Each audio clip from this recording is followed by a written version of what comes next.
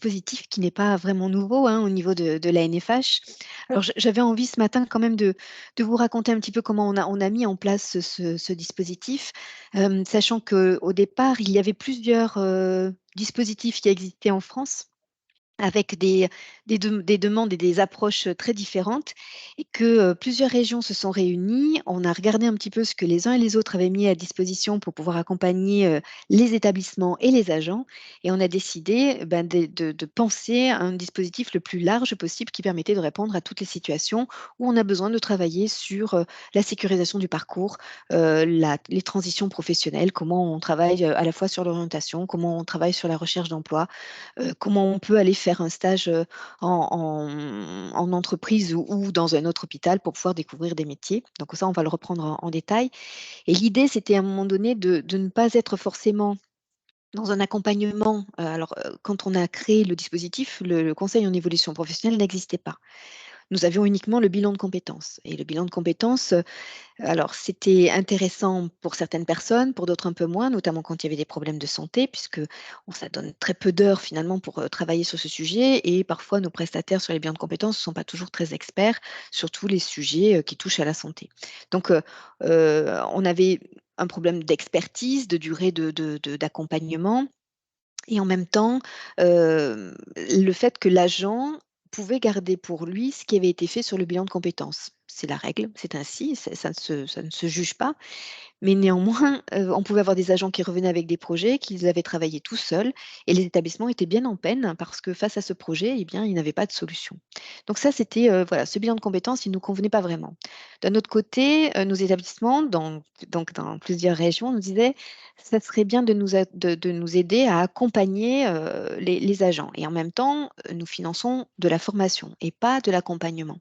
Donc il a fallu qu'on trouve, un dispositif où on puisse un petit peu accompagner les personnes en développant leurs compétences pour tendre vers l'autonomie. Vous savez, on parle beaucoup sur les établissements, sociaux, de l'autodétermination et finalement je me dis: «C'est un petit peu ça qu'on essaye de développer», c'est-à-dire d'aider les agents à prendre, la main sur leur parcours, à développer des connaissances et des compétences qui vont pouvoir les aider à construire leur projet. Donc, il y a un chemin qui peut se construire, qui peut s'adapter aux personnes, mais l'idée, c'est vraiment de ne pas être uniquement dans de l'accompagnement au sens où je vous prends par la main et je vous amène, mais oui, je vais vous accompagner, je vous prends par la main, mais pour que vous développez des compétences et que vous soyez plus acteur, de votre démarche. Donc c'était ça qui me semblait, important de rappeler, c'est qu'on est bien dans une démarche, de formation et pas d'accompagnement au sens du CEP. Alors, on verra tout à l'heure, les 2 peuvent se marier et c'est pour ça qu'on a retravaillé sur le cahier des charges et madame demain, on va vous présenter tout cela, mais on a retravaillé sur le cahier des charges en amont en se disant: «Il faut que l'établissement puisse se saisir des modules qui lui convient, qui pour pouvoir accompagner l'agent». C'est-à-dire qu'on peut avoir des conseillers en évolution professionnelle dans les établissements qui vont venir picorer dans ce dispositif les outils dont on a besoin pour pouvoir accompagner, l'agent. On n'est pas obligé de tout choisir, on peut choisir juste un ou 2 modules pour pouvoir accompagner l'agent parce que le CEP se met en place et puis on peut avoir un établissement où malheureusement on n'a personne qui fait du conseil en évolution professionnelle et on va pouvoir s'appuyer beaucoup plus sur le dispositif. Mais ce qui sera important et on le reprendra, je pense, que madame Demande ne manquera pas de vous le dire, ce qui est important, c'est qu'on fasse le lien entre vous et nous, enfin, vous, et nous, c'est-à-dire au sens du dispositif qui est mis en place pour pouvoir, regarder si le projet qui est en train de se construire est viable ou pas, notamment quand les agents ont envie de rester dans l'établissement. C'est important qu'on puisse travailler avec vous. Donc on va revenir, pas à pas sur le dispositif, mais je pense que c'est vraiment, important que vous disiez ça peut être, adaptable en fonction de l'agent.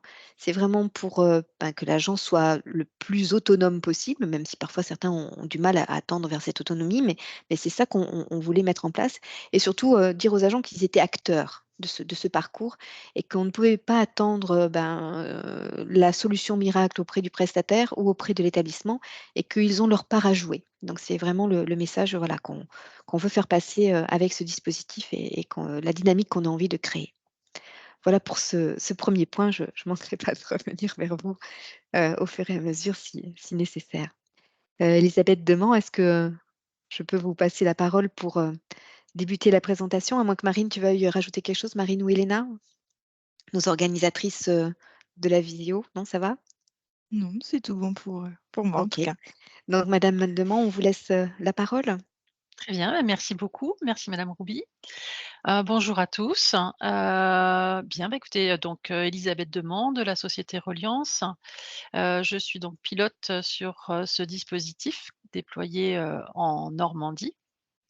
Alors je vous propose de partager, un support pour vous présenter, heu, voilà, le dispositif. N'hésitez pas à intervenir, si besoin.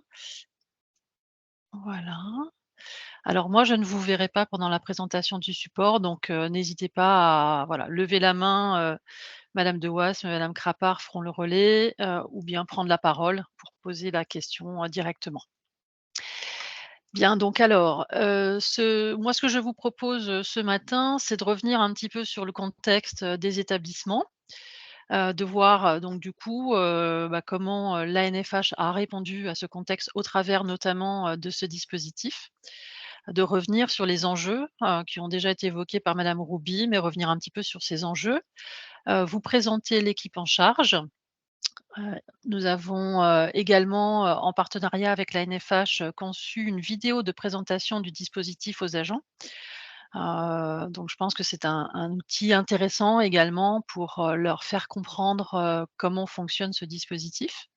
Et puis ensuite, je vous présenterai donc, les modules, les objectifs de chacun des modules, la manière dont ils sont mis en œuvre, leurs particularités. Hem Et puis avec quelques focus, notamment sur le module immersion. Et puis pour ce qui concerne la documentation remise aux participants, un focus sur le portfolio, qui est un outil, important dans ce type de dispositif, pour suivre la progression, des agents. On reviendra un petit peu sur, les outils, et les méthodes pédagogiques que nous déployons, dans chacun des modules. Et puis, pour vous présenter, mais extrêmement rapidement, des parcours types puisque, madame Accrour, du CH du Havre, partagera son expérience. Donc, le contexte, des établissements, évidemment, hein, vous le connaissez tous, un contexte qui n'est pas simple à l'heure actuelle. Et avec notamment, donc des risques d'inaptitude des personnels, qui se développent et des souhaits de mobilité qui se développent aussi pour les agents. Et du coup, face à ces situations, et bien, il y a aussi le besoin pour ces établissements, de favoriser les évolutions internes, les évolutions professionnelles, pour, d'une part, heu conserver au maximum, en interne les compétences, hein. On sait que, voilà, ces compétences sont parfois rares, et qu'il y a pénurie sur certains postes, donc c'est important de pouvoir, conserver ces compétences. Et donc cela peut se faire, notamment au travers, du dispositif qui est proposé. Et donc pour répondre, à cet environnement, qui concerne les établissements, eh bien, l'ANFH a donc, développé, un dispositif, avec la volonté de sécuriser, collectivement et d'accompagner, individuellement les parcours des agents, de maintenir et de développer, cette capacité d'évolution professionnelle. Heu, il est vrai que, du constat que l'on fait, de notre côté, c'est également un changement, culturel au niveau des agents qui, se posaient assez peu la question et qui aujourd'hui, ont, soit ce besoin, soit parfois, cette volonté aussi, d'évoluer professionnellement et donc de travailler sur un nouveau projet. Et pour cela donc, il est nécessaire aussi de structurer l'information et l'accompagnement des agents et puis de renforcer cette offre, qui vise à sécuriser, les transitions professionnelles. Donc le dispositif, il y a plusieurs enjeux, liés à ce dispositif. D'abord, c'est de soutenir les agents qui sont, engagés dans une démarche d'évolution professionnelle, de les accompagner, hein, dans la construction et la préparation de leurs projets.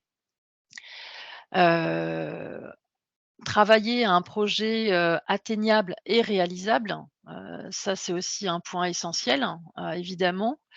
Donc c'est un point de vigilance, de notre côté lorsqu'on accompagne, les groupes ou, les individus dans le cadre de ce dispositif. Et en particulier, on leur demande de faire le lien avec, le marché du travail local et on les questionne également, on les fait réfléchir sur, les contraintes ou les impacts, heu, de leur projet professionnel sur leur vie, personnelle, heu, notamment. Proposer un parcours à la carte, donc comme, madame Roubi l'a dit, le but là, c'est qu'effectivement chacun puisse, piocher dans les différents modules en fonction, de ses besoins et donc avoir un parcours, individualisé, progressif parce que voilà, on avance progressivement, les agents avancent progressivement dans la construction de leur projet, professionnel et sécurisés parce qu'ils sont accompagnés, par un consultant qui est, expert, sur ce sujet. Favoriser la coordination entre l'agent et l'établissement. Alors il y a plusieurs modules, qui permettent cette, coordination, de fait, on va dire, dans le déroulement même du module.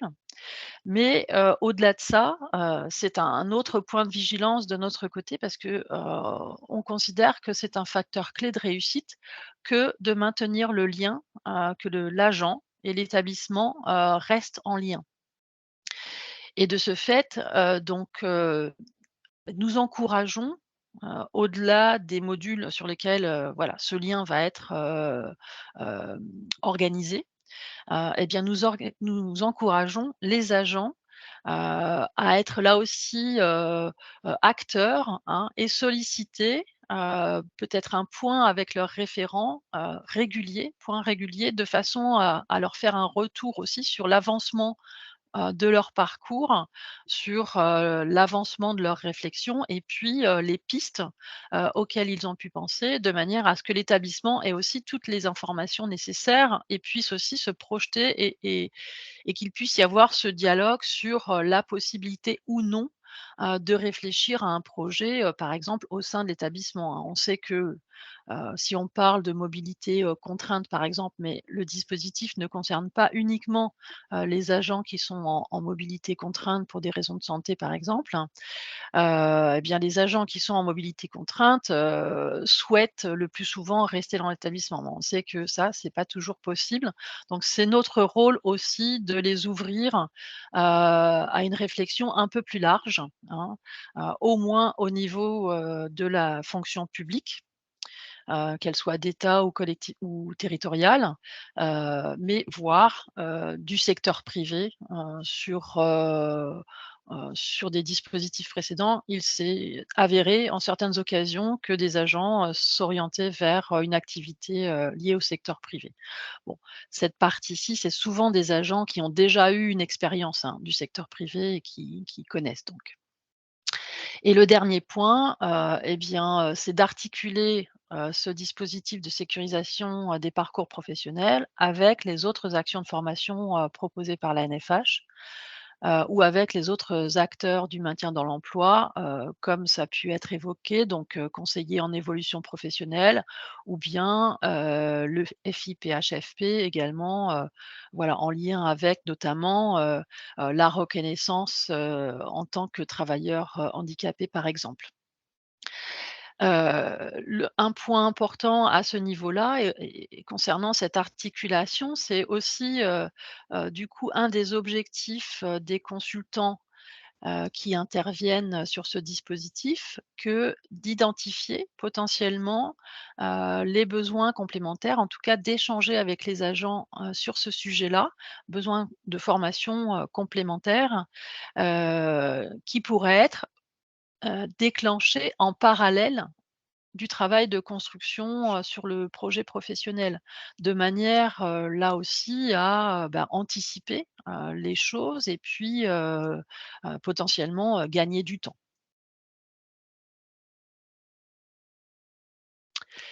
L'équipe, qui est en charge, de ce dispositif, et bien, donc, moi-même, comme je l'ai dit, je suis, coordinatrice, du dispositif sur, la Haute et la Basse Normandie. Ensuite, nous avons, Julia Jusserand qui est chargée du suivi administratif, hem, des groupes, Agnès Delmer, qui, gère toute la partie, formation et les procédures administratives, liées à la formation. Donc vous aurez bien sûr, accès à ce support, et donc il y a également une adresse mail qui est dédiée pour, les échanges, concernant ce dispositif. À l'heure actuelle, 2 consultantes interviennent, sur la région, Normandie. Madame Christine Champagne-Lépine, que certains d'entre vous, connaissent.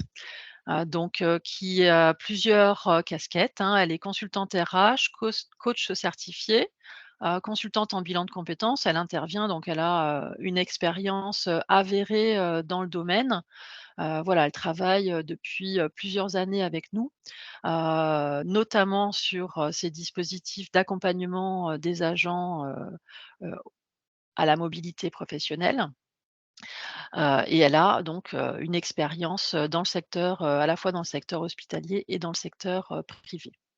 Et puis, madame Laure Beauregard, là aussi que certains d'entre vous, connaissent, qui elle est psychologue du travail et a également, une expérience, avérée, dans le domaine de l'accompagnement d'agents, en transition professionnelle, agents ou salariés en transition professionnelle.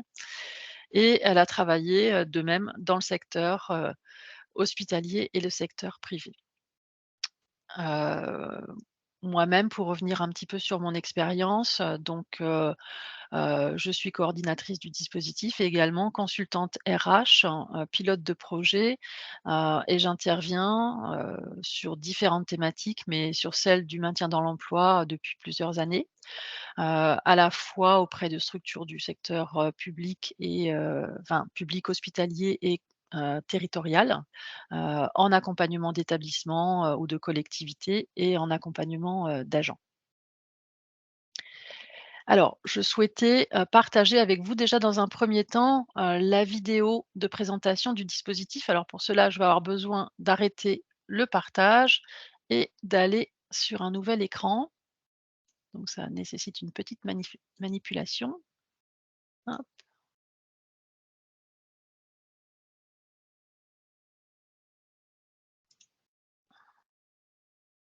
voilà. Est-ce que vous entendez bien le son? Oui, nickel, madame Demant. Pour vous soutenir dans votre démarche d'évolution professionnelle et vous rendre autonome dans la construction de votre projet, l'ANFH vous propose un parcours de formation progressif et sécurisé à construire conjointement avec votre employeur. Après avoir fait le point sur votre situation, participez à un ou plusieurs modules selon vos besoins pour construire votre nouveau projet professionnel. Ce parcours est un dispositif de formation action à la carte. Il est entièrement adaptable à vos besoins et à votre projet. Ce parcours est composé d'ateliers collectifs pour devenir autonome dans la construction de votre projet. Des temps d'échange avec les différents acteurs pour sécuriser votre projet. Des formateurs expérimentés pour vous aider à construire un projet professionnel atteignable et réalisable. Ce cheminement personnel s'inscrit dans la durée.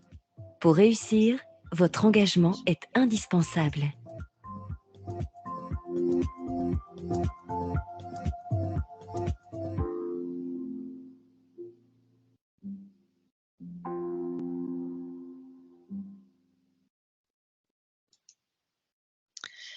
Voilà. Alors je vais revenir sur la présentation.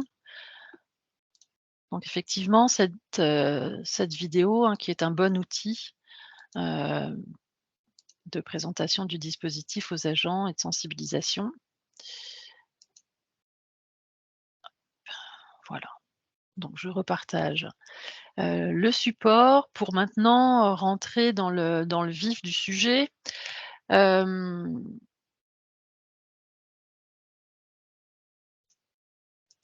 Alors, donc c'est 9 modules. Donc on l'a dit, hein, donc un parcours modulaire, et le principe étant que, en tant qu'établissement, en lien avec, les besoins, détectés, bah, vous allez pouvoir choisir, l'un ou l'autre, plusieurs modules, de ce dispositif.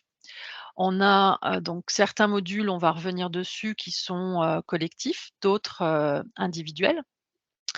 Le public cible, sur ce dispositif, bah, c'est tout agent finalement, de la fonction publique hospitalière qui est en situation de transition professionnelle, que celle-ci soit subie, en lien avec des problèmes de santé par exemple, ou bien choisie.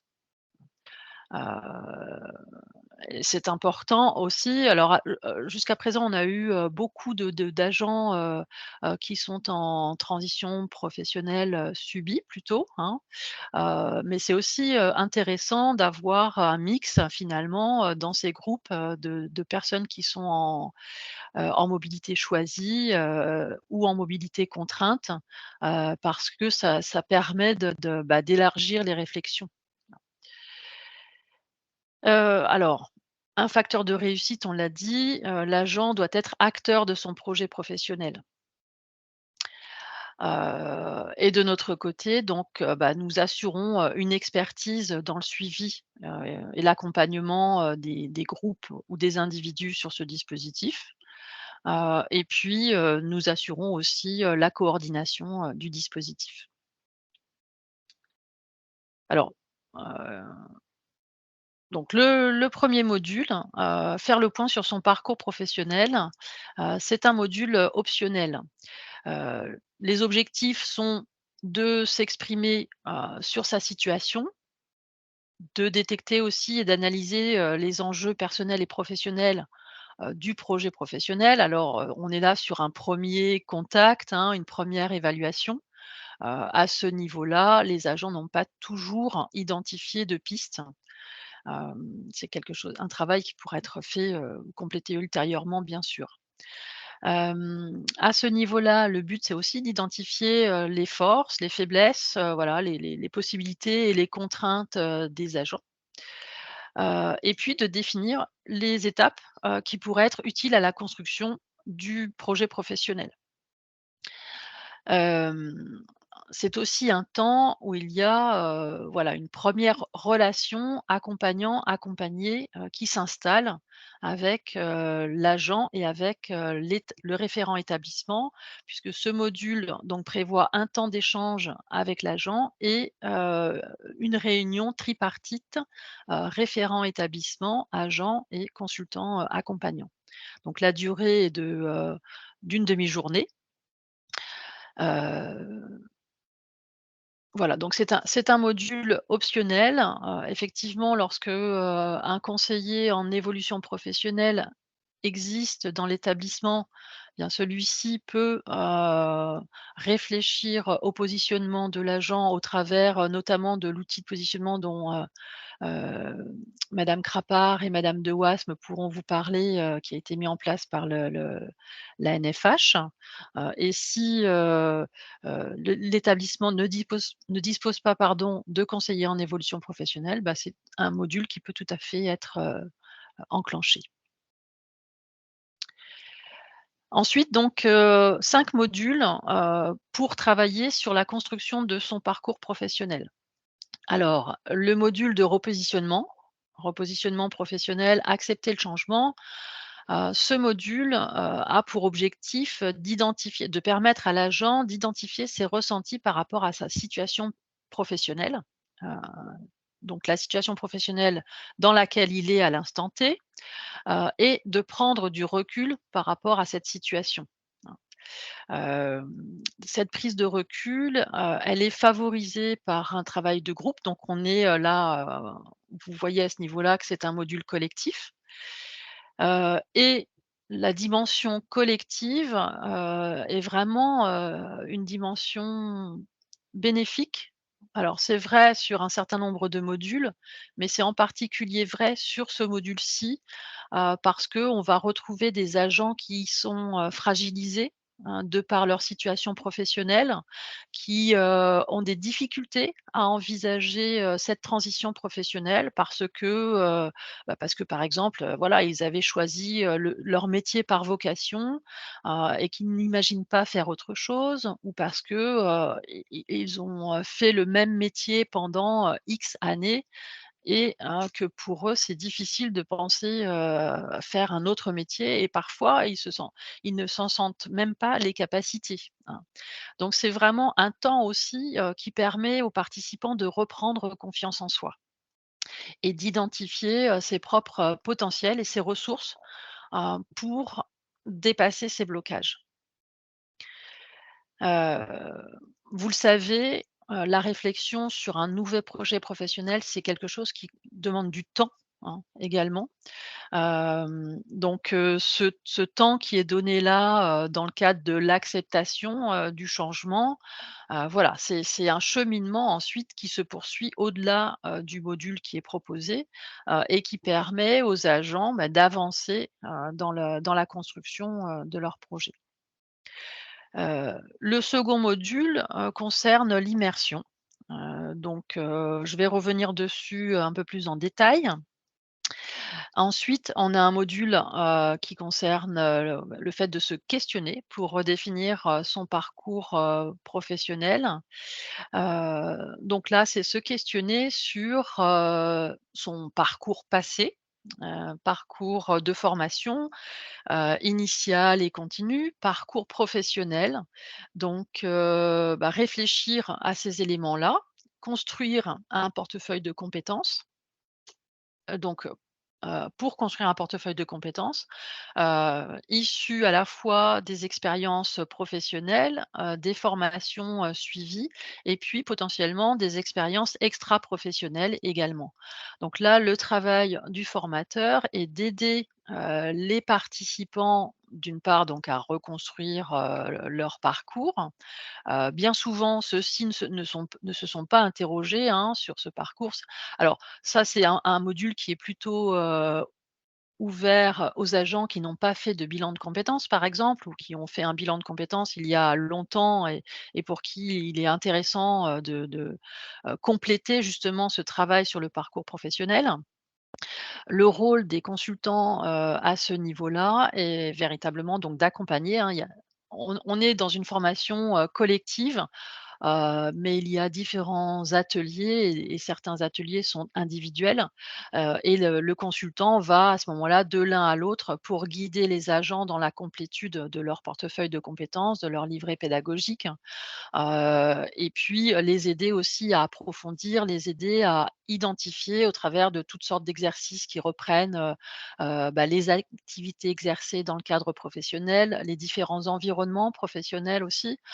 Donc pour des agents qui ont une expérience qui est peu, diversifiée, on va reprendre toutes les périodes, peut-être les jobs d'été, les périodes de stage, enfin voilà, on travaille vraiment sur toute l'expérience, professionnelle des agents pour, non seulement donc identifier, les compétences propres, à chaque, expérience, mais aussi, identifier les compétences, qui sont transposables, sur d'autres métiers, hein.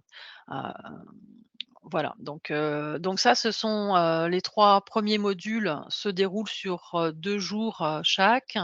Il y a une intercession, qui est prévue et cette intercession permet, aux agents de travailler soit sur un plan d'action, qu'ils ont, élaboré, soit par exemple pour le dernier module que je viens, d'évoquer, de terminer la complétude de leur, livret, et de leur portefeuille de compétences.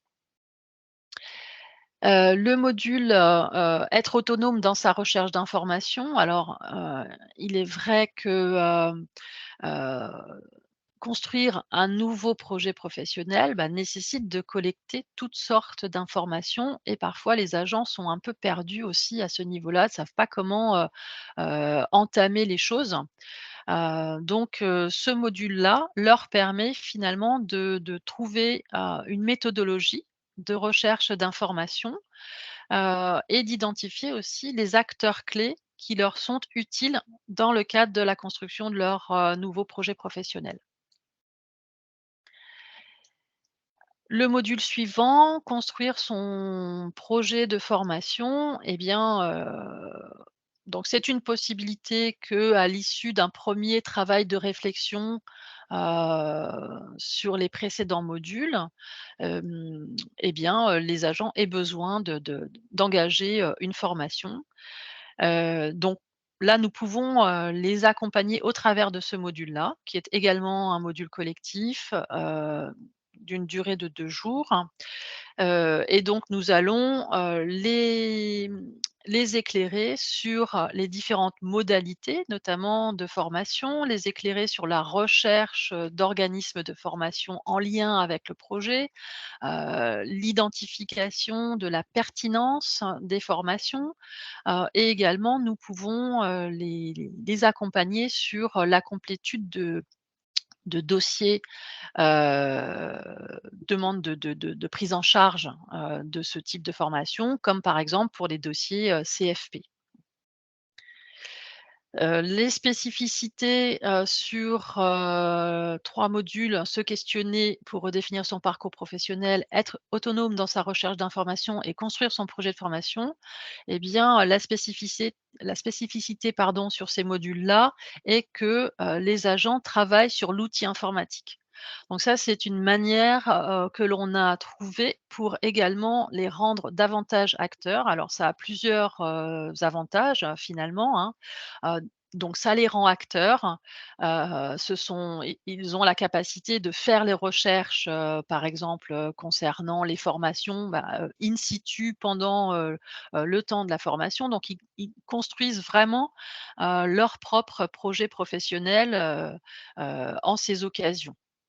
Et puis, c'est aussi une manière de voir, leur, habileté à utiliser l'outil informatique, potentiellement de les accompagner aussi un petit peu sur, l'utilisation de cet outil informatique, hein. Heu et potentiellement également, d'identifier des besoins complémentaires, de formation sur l'outil informatique, par exemple. Donc ces modules, pour lesquels, l'outil informatique est disponible, sont menés dans des salles, qui sont équipées, hein. Bien souvent, soit une salle extérieure, soit une salle qui est, aimablement prêtée, par, les établissements. Alors, le module immersion, je souhaitais faire un focus, hein, sur ce module, parce que c'est, un module qui me semble, très intéressant. Alors, à partir du moment où l'agent a identifié, des pistes métiers, et qu'il commence à valider ces pistes, hein. Donc l'objectif, de ce module, c'est de pouvoir, découvrir, pardon, concrètement ce qu'il en est d'un métier, que l'on imagine, réaliser. Parfois, voilà, on s'en fait une idée et d'être confronté à la réalité, ça permet, voilà, de valider la perception que l'on en a ou au contraire d'invalider et de se dire: «Bah non, finalement, c'est pas ça que je voudrais faire». L'autre intérêt de ce module-là, c'est qu'il permet une véritable cadrage, de cette période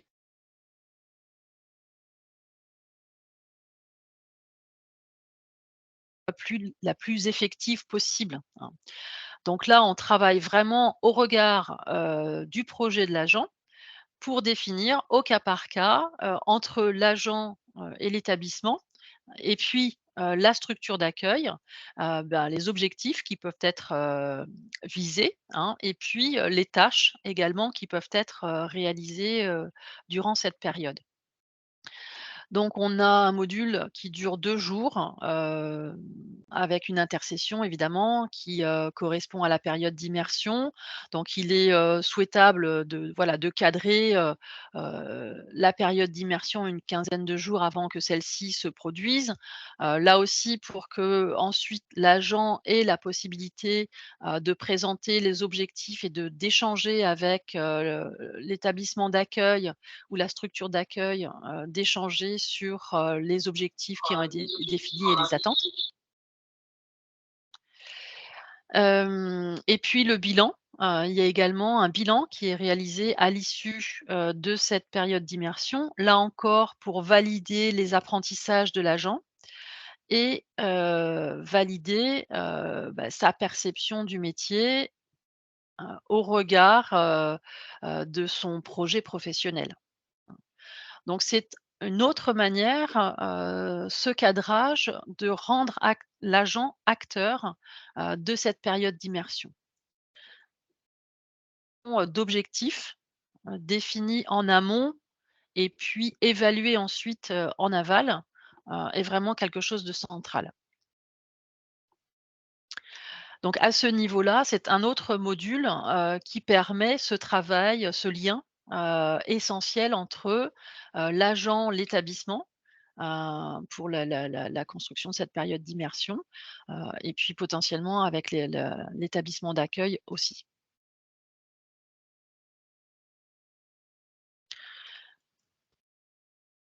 Ensuite, il y a 2 modules pour développer ses compétences. Donc le premier, mettre en valeur ses compétences par écrit dans le cadre de son projet professionnel. On travaille là, donc on est sur une durée de 2 jours.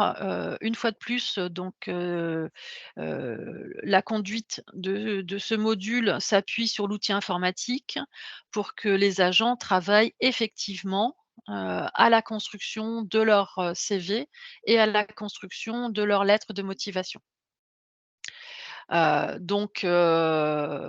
L'intersection, permet de finaliser les documents en principe, hein, et les agents, repartent à l'issue de ce module avec, leur CV et avec leur lettre de motivation.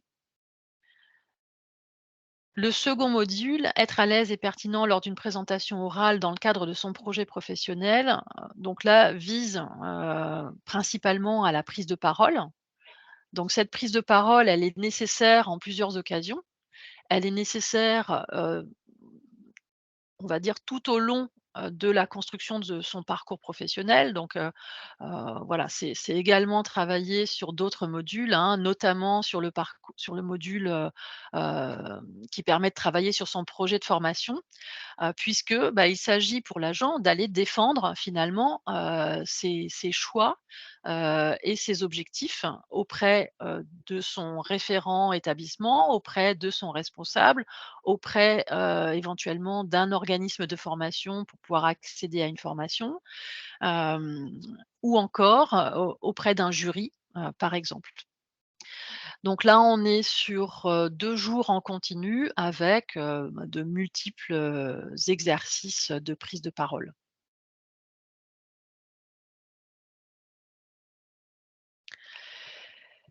Le dernier module, qui permet de sécuriser, la reprise après un arrêt de travail. Donc ce module peut se dérouler, c'est un module individuel, il peut se dérouler sur, une durée de 7 jours, maximum. Et l'objectif est de, donc garantir, sécuriser la reprise de poste, ou l'adaptation, donc reprise de poste, reprise sur un nouveau poste, hein, peut-être, au sein, de l'établissement ou reprise, sur le poste initial, mais avec une adaptation, du poste, là aussi en concertation avec, les référents établissements et avec l'agent. Donc, il y a plusieurs, selon la structure, de l'établissement, plusieurs, acteurs peuvent être sollicités, lors du déploiement de ce module, hein. Référent handicap, conseiller en évolution professionnelle, encadrant, bien sûr, et cetera. Heu, le module est construit, là encore, pour que l'agent soit acteur, de l'aménagement de son poste, hein, et on est dans une démarche finalement, d'éducation à son poste de travail pour qu'il prenne conscience aussi, heu, du rôle qu'il a à jouer dans sa posture, dans ses postures professionnelles, au niveau de son poste de travail, de manière à sécuriser, à la fois cette reprise de poste et puis, hem, limiter, les problèmes de santé si ce sont des problèmes de santé, par exemple. Donc il y a plusieurs temps, au travers de ce module, il y a plusieurs temps, de rencontres, qui peuvent être cadencés. Donc là, c'est vraiment, un module qui va être construit, à la demande, en quelque sorte et selon les besoins spécifiques de l'agent. Donc on peut aussi avoir, plusieurs, intervenants sur ce module-là. L'intervenant d'un ergonome, par exemple, hein, si on a davantage besoin d'adaptation, du poste de travail ou bien un consultant RH, si on est, plus spécifiquement sur, un accompagnement à la prise de poste, par exemple, avec, la construction d'un programme de formation au poste de travail, par exemple. Ou bien, il peut également y avoir, l'intervention d'un consultant psychologue, si l'agent a besoin, d'un accompagnement à ce niveau-là. Donc voilà pour les différents modules, qui sont proposés dans le cadre de ce dispositif. Je ne sais pas si vous avez des questions peut-être, d'ores et déjà?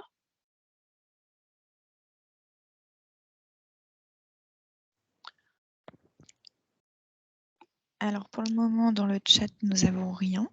D'accord. Bon, bah, écoutez, donc je vous propose de poursuivre la présentation et puis de toute façon, bien sûr, vous pouvez intervenir lorsque vous le souhaitez. Alors les documents qui sont remis aux participants, il y a bien sûr donc, les supports de formation, hein, la base, ce sont des supports, PowerPoint, donc qui sont remis, aux agents. Le portfolio sur lequel je vais faire un focus et puis, bien sûr les attestations de formation donc qui sont transmises aux agents, dont nous avons les coordonnées, mail. Donc nous collectons les coordonnées mail des agents. Les supports de formation et le portfolio sont remis en version papier, aux agents. Donc ça, c'est un choix que nous avons fait, voilà, parce que, ça simplifie notamment, la complétude du portfolio, lors du déroulement de chacun des modules. Donc ce portfolio, c'est vraiment l'outil central. C'est l'outil qui accompagne les agents tout au long de leur parcours. Il y a un portfolio par module, hein, parce qu'on est sur un dispositif, qui est modulable. Hem et ce portfolio permet également d'illustrer le travail qui est fait tout au long, de ce parcours, donc réalisé par l'agent. Donc c'est potentiellement un outil, alors que l'agent peut choisir de montrer par exemple, lors d'échanges avec, son référent établissement. Voilà, ou vous pouvez également, peut-être, proposer à l'agent de partager, ses travaux.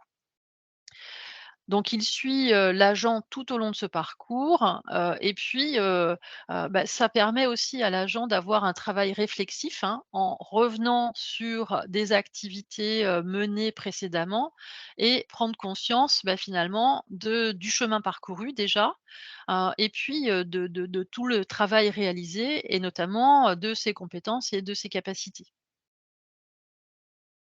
Et progressivement, eh bien, cet outil, qui est construit, voilà, la réflexion qui est menée sur le projet, professionnel, c'est une réflexion, en entonnoir, hein. On part déjà, voilà, d'une réflexion la plus large possible pour petit à petit préciser, les éléments et permettre à l'agent, bah, voilà, d'imaginer son nouveau projet professionnel.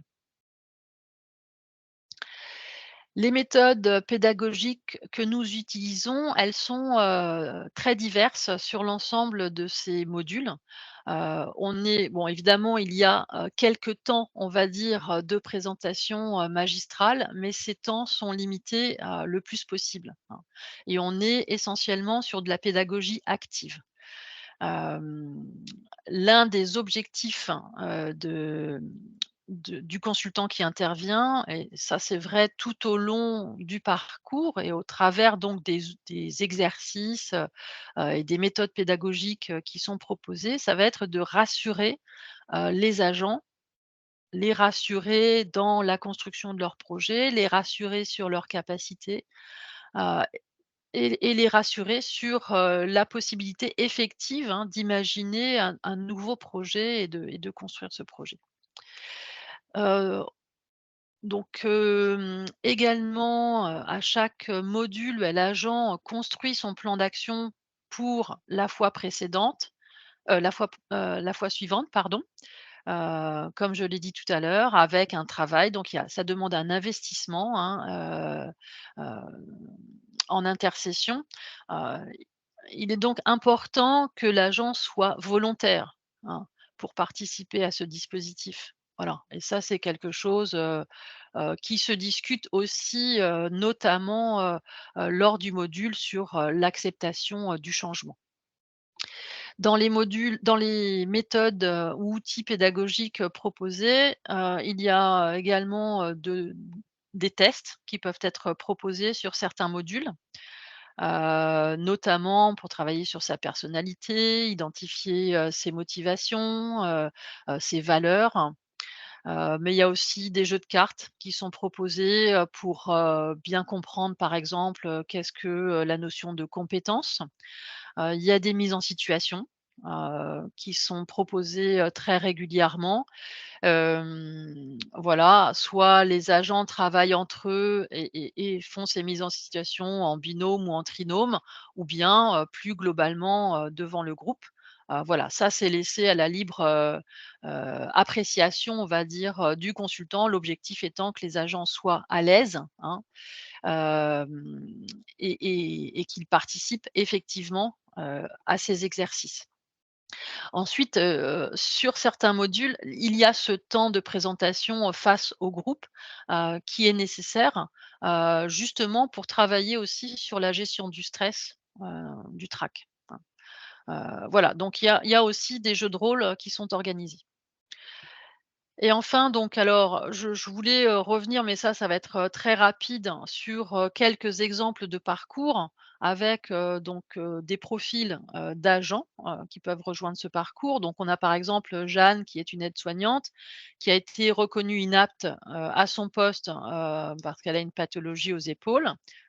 Voilà, donc avec un certain nombre de restrictions, et elle doit, changer de métier, donc c'est ce que j'évoquais, précédemment, alors que, voilà, elle avait choisi ce métier-là avec de fortes convictions, professionnelles, et aujourd'hui, elle se sent un peu perdue.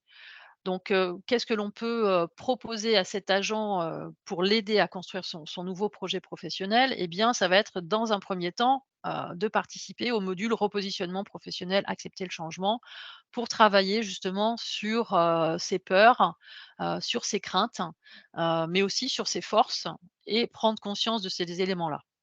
Et puis, par exemple, bah, se questionner pour redéfinir son parcours professionnel. Voilà, si là, il y a pas de spécification, mais si l'agent n'a pas réalisé de bilan de compétences, c'est tout à fait intéressant.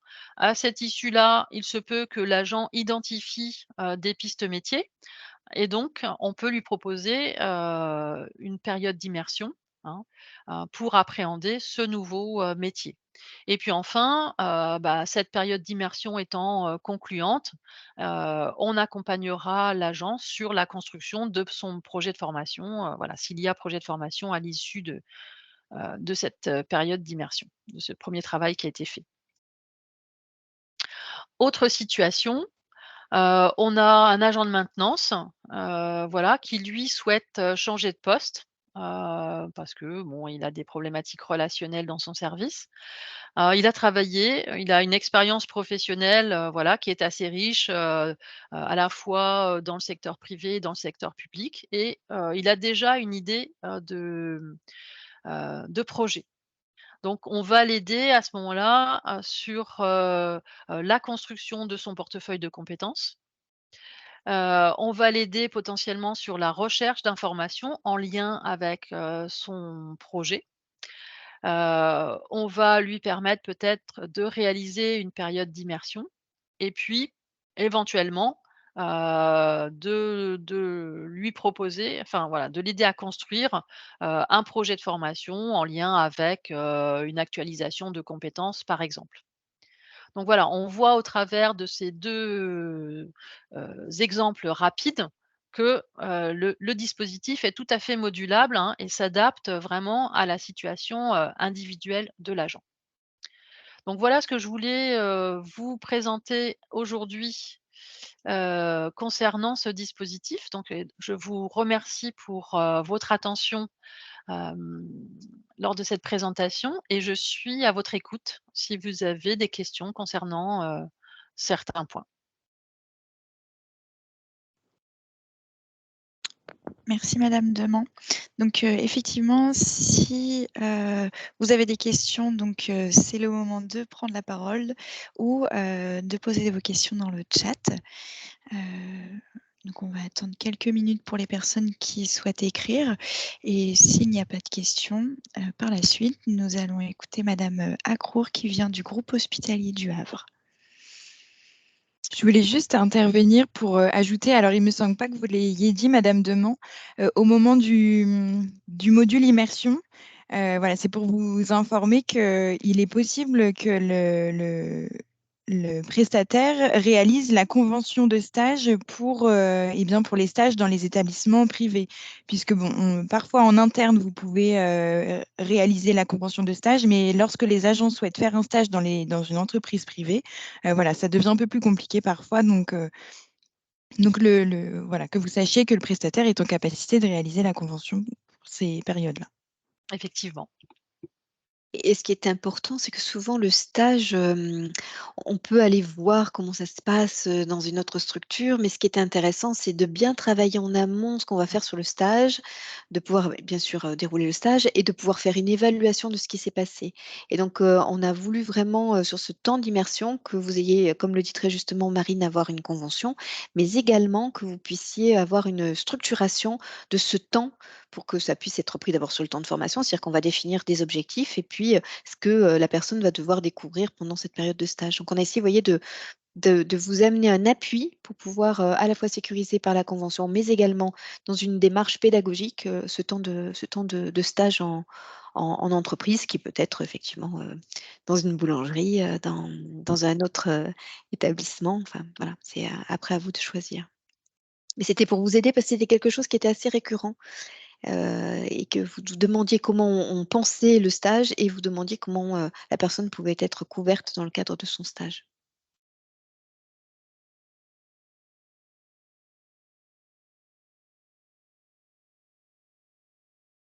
Visiblement, il n'y a pas d'autres questions. Alors peut-être qu'après avec l'intervention de Karina Accourt, peut-être qu'on aura d'autres questions parce qu'on va voir vraiment, du côté de l'établissement ce que ça peut donner. Je ne sais pas si Karina, vous nous entendez? Ah, je vois des mains qui se lèvent. Est-ce que vous Pat m'entendez? Patricia, oui? Oui, vous m'entendez, super. Oui, oui. Je suis avec Caroline Régal, qui est responsable paye chez nous. Et on s'interrogeait par rapport aux immersions.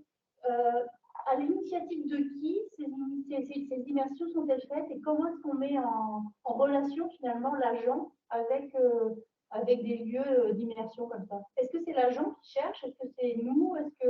Qui fait quoi? Alors si je peux répondre, hem, donc alors là aussi c'est un peu variable, hein, tout dépend de d'où va se faire l'immersion. L'immersion, elle peut très bien se faire, dans l'établissement même, dans un autre service, ou bien dans un autre établissement. Alors dans l'établissement même, dans un autre service, là, vous allez, vous pouvez être partie prenante. L'agent peut avoir identifié lui-même, hein, prendre contact, et cetera. Bon et vous pouvez aussi intervenir à ce niveau-là, potentiellement, voilà, si l'agent a besoin d'être, un peu, guidé. Alors nous, en amont alors ça ça concerne la recherche même, du lieu d'immersion. Heu, Lorsqu'il s'agit d'un établissement autre, bah, là encore, tout dépend des contacts que vous pouvez avoir, avec cet autre établissement. Parfois, ça peut être, l'établissement donc d'origine qui suggère à l'agent de faire une immersion dans tel ou tel autre établissement parce qu'il y a déjà des liens entre ces établissements et il y a déjà potentiellement des choses qui se sont faites. Ou bien ça peut être l'agent, qui, de par ses propres contacts, voilà, identifie un lieu d'immersion et donc prend contact avec cet établissement, voit si les choses peuvent être possibles et ensuite revient vers son établissement d'origine. Et même chose lorsque c'est une immersion, dans une entreprise privée. Alors dans ce cas-là, ça va être, l'agent, qui va prendre contact avec, le lieu, d'accueil pour l'immersion, hein, et qui reviendra vers vous pour, discuter de ces éléments-là et potentiellement vers nous pour que l'on puisse, définir, la convention, qui sécurise cette période-là. Je pense que pour compléter, Patricia, il y a pas de il y a pas d'aide à la recherche de stage en tant que telle qui était prévue dans le dispositif.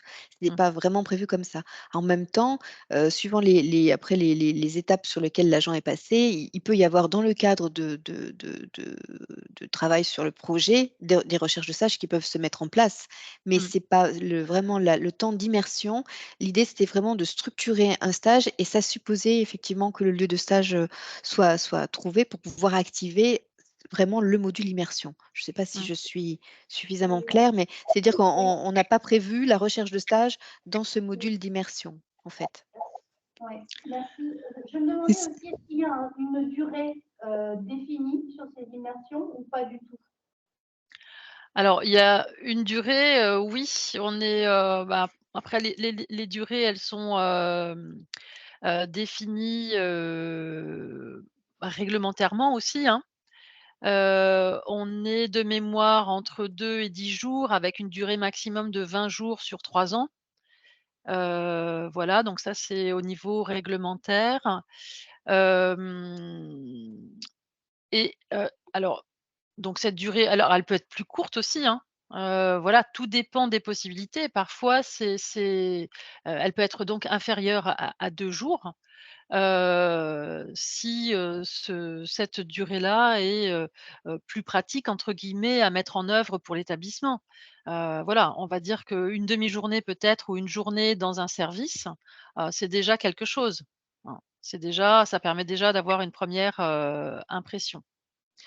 Et je voulais revenir aussi sur, la partie recherche, de lieux d'immersion. Alors moi, je vous ai présenté les modules, les uns après les autres, et bien distincts et dans leur, contenu, et dans leur, séquencement. Mais il est clair que lorsqu'un agent a, d'entrée de jeu, une idée de projet, voilà, et que par exemple, il est sur le module qui lui permet de travailler son portefeuille de compétences. Voilà, s'il a une idée de projet professionnel qui est déjà, un peu avancée, on va commencer, la consultante, qui accompagne, va commencer à évoquer avec lui, les autres possibilités, l'immersion, l'enquête métier et cetera, pour pouvoir travailler en parallèle, hein, et que cet agent-là puisse avancer sur la construction, de son projet. Voilà, même si, ultérieurement, il travaille sur, la recherche d'informations et que donc il approfondit cet élément-là à ce moment-là, il a quand même, quelques pistes de réflexion aussi qui lui sont données, par les consultantes. Je voulais juste ajouter par rapport à la période d'immersion, le dispositif est mis en place de façon à ce que l'agent reste bien acteur de son projet.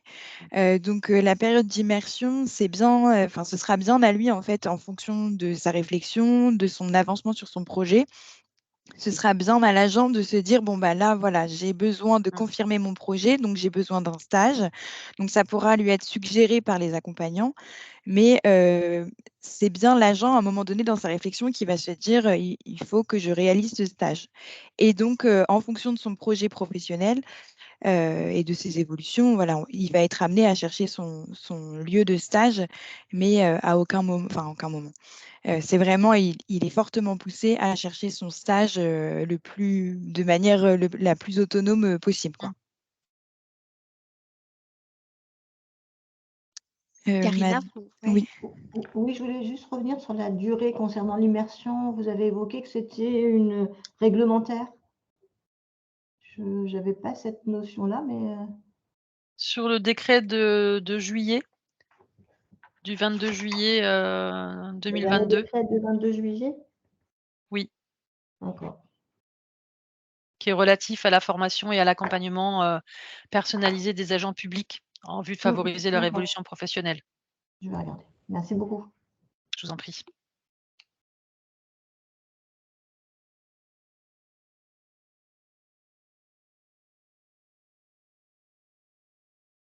Je ne vois pas d'autres questions. Karina, vous aviez la parole, puisque vous voulez regarder le texte tout de suite, mais, mais peut-être que... Je n'ai pas le choix. Je n'ai pas le choix. Allez, bonjour à toutes et à tous. Bah, merci Donc, de vous prêter au jeu, Karina, de nous faire un retour de terrain. C'est très sympathique. bah oui, non, mais voilà, quand on peut. Donc, je vous propose de me présenter et présenter l'établissement dans un premier temps. Donc, je suis donc responsable formation. Donc, je suis à ce poste depuis 8 ans, donc au groupe hospitalier du Havre. Donc, le groupe hospitalier du Havre, pour vous donner un aperçu, c'est 4100 agents PNM, en plus des médecins. On a une offre assez étendue de soins puisqu'on a toutes les disciplines. On va de la chirurgie à la gynéco, long séjour, psychiatrie. Donc, voilà, on a un panel de prise en charge assez large. Et le service formation qui s'appelle formation et développement professionnel, donc est en charge du plan de formation, des stages et de la campagne d'évaluation. Et donc, dans ce service, on a 4 gestionnaires, un chargé de l'ingénierie de formation et moi-même, donc responsable de formation. N'hésitez pas à m'interrompre à n'importe quel moment de ma présentation. Donc, voilà, connaissance du dispositif. À quel moment j'ai eu connaissance de ce dispositif? Depuis assez longtemps, puisque comme Mme Roubi disait, c'est un dispositif assez ancien. Mais globalement, on a commencé à s'y intéresser quand on nous a demandé de prendre en charge au niveau du service la période préparatoire au reclassement. Donc, on appelle PPR, je ne sais pas si tout le monde est au clair, mais voilà. Donc, quand on nous a dit, il va falloir prendre en charge cette PPR, on s'est dit, oh là là, comment on fait? Qu'est-ce qu'on a comme outil à notre disposition? Et donc, c'est vraiment à ce moment-là, nous, pour le service, qu'on a exploré ce dispositif et qu'on a maintenant sollicité à plusieurs reprises les différents modules pour mettre en place, pour nous accompagner. Ce n'est pas le seul dispositif, mais au moins pour nous accompagner dans la mise en place de cette PPR. Et c'est surtout donner des outils aux agents pour qu'ils deviennent acteurs de leur nouveau projet professionnel, ce qui n'est pas toujours évident. Au niveau de la communication au sein de l'établissement, donc quand on a décidé de mettre en place ce dispositif, on a communiqué, mais essentiellement au moment de la commission de formation, et au niveau du CSE, puisque voilà, le CTE à l'époque, voilà, on a présenté ce dispositif-là, puisque c'est des fonds de formation qui sont sollicités. Donc, on a présenté ce dispositif, mais on n'a pas encore diffusé de façon très large au sein de l'établissement. Mais il est prévu qu'on fasse une intervention en 2024 auprès des cadres de pôle, puisqu'on fonctionne par pôle, voilà, et auprès des directeurs.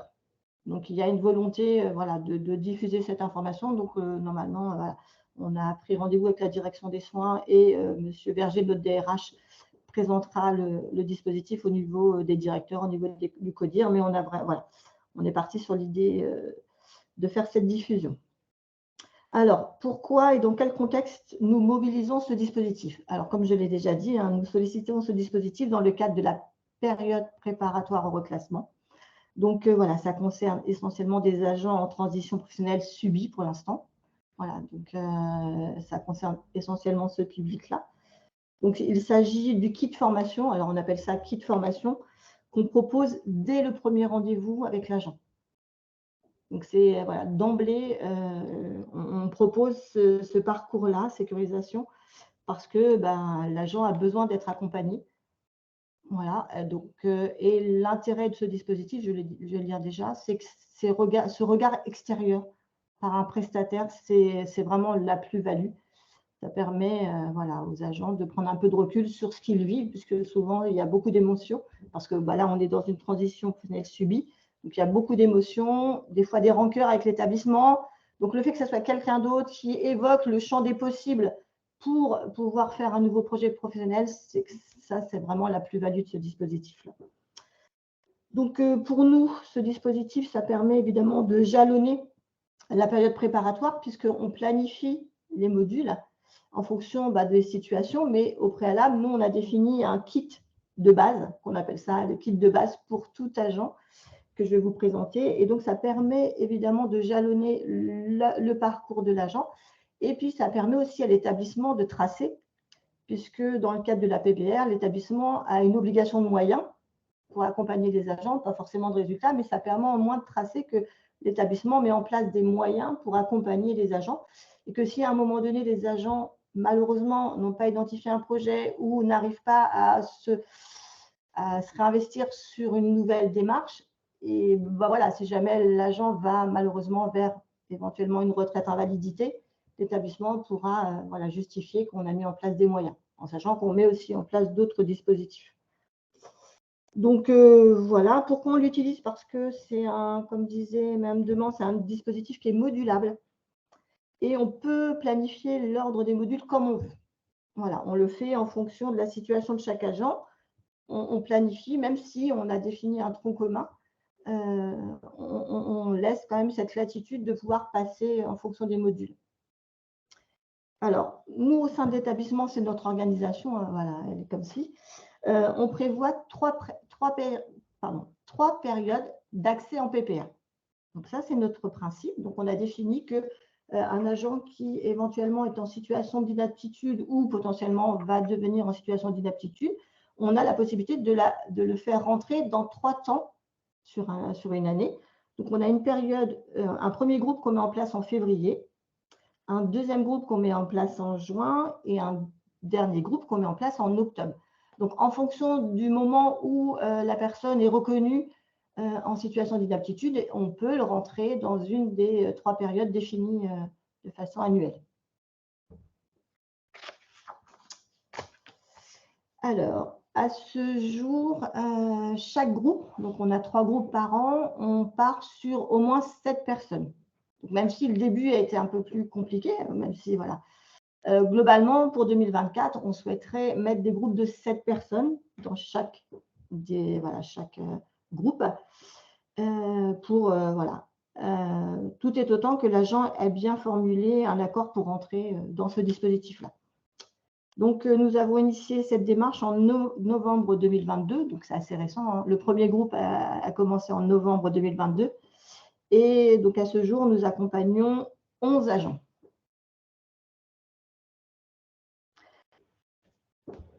Donc, parce que je parle vraiment d'accompagnement, parce que le dispositif sécurisation des parcours est vraiment très intéressant et je vous dirai pourquoi. Mais ça nécessite évidemment qu'en dehors de ça, il y a un accompagnement de la structure.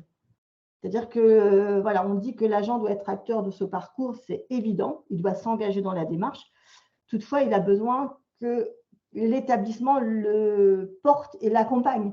Et si derrière, il n'y a pas de ressources de l'établissement, ça ne marchera pas, à moins que vous ayez vraiment l'agent qui ait le projet, qui a tout construit, qui a tout…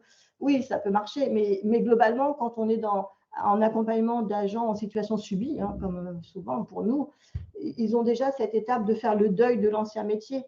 Et il faut qu'on soit là, que l'établissement soit là pour les ressourcer de temps en temps, en disant « Allez, ça va aller, on est confiant, on vous fait confiance, vous avez des… » Voilà. Et ça nécessite évidemment qu'en interne, il y ait des ressources qui soient identifiées pour accompagner ce public-là. Comment nous détectons le besoin et comment on définit les parcours? Donc, nous, au GHH, ça se passe comme ça.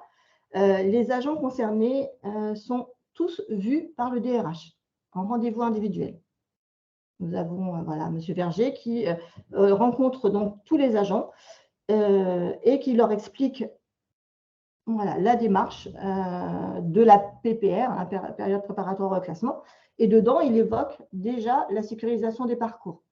Donc, les agents ont déjà un temps de présentation du dispositif par le DRH qui explique tout le contexte de la situation de l'agent. Donc, ça, c'est bien parce que l'agent, il a la sécurisation des parcours, mais aussi dans son contexte à lui, personnel, qui permet à l'agent de dire oui, je veux rentrer ou pas.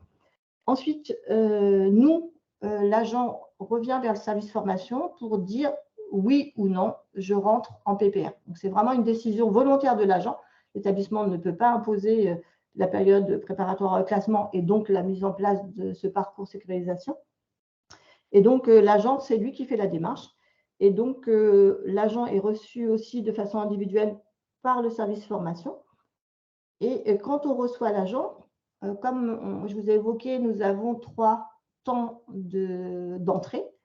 Et ben, au préalable, nous, on a déjà défini les dates des modules qu'on définit comme trop communs. On part sur l'idée qu'avec l'expérience qu'on a depuis les 3 premiers groupes qu'on a fait, on part sur l'idée que chaque agent, systématiquement, on va les inscrire dans les modules que je vais vous citer. Après, en fonction du premier rendez-vous, évidemment, on assouplit ou on modifie. C'est vraiment important. Mais déjà, on sait que quand on reçoit l'agent, on a déjà fixé des dates et que quand il vient, on peut déjà lui donner quelque chose. Et ça, c'est important parce que l'agent doit travailler beaucoup en autonomie, puisqu'il y a toujours une part de travail en dehors des modules, en intersession.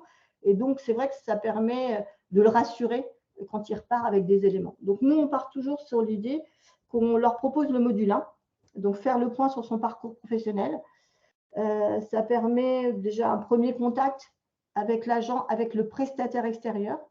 Donc, ça, c'est bien. Ça permet à la personne aussi d'être plus à l'aise peut-être pour exposer sa situation, puisque comme c'est une personne extérieure, il y a peut-être moins de retenue et moins de rancœur vis-à-vis de l'établissement. Donc, voilà. Donc, nous, on fait toujours le module 1. On fait aussi systématiquement le module 2 qui s'appelle repositionnement professionnel, accepter le changement.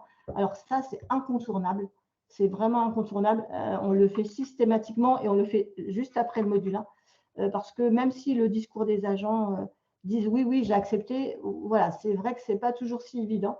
Donc, le fait de le faire, ça permet aux agents de pouvoir exposer leur situation et surtout de voir d'autres personnes qui vivent la même situation. Donc, nous, on le fait toujours, c'est collectif, mais en plus, on le fait souvent en intra-établissement.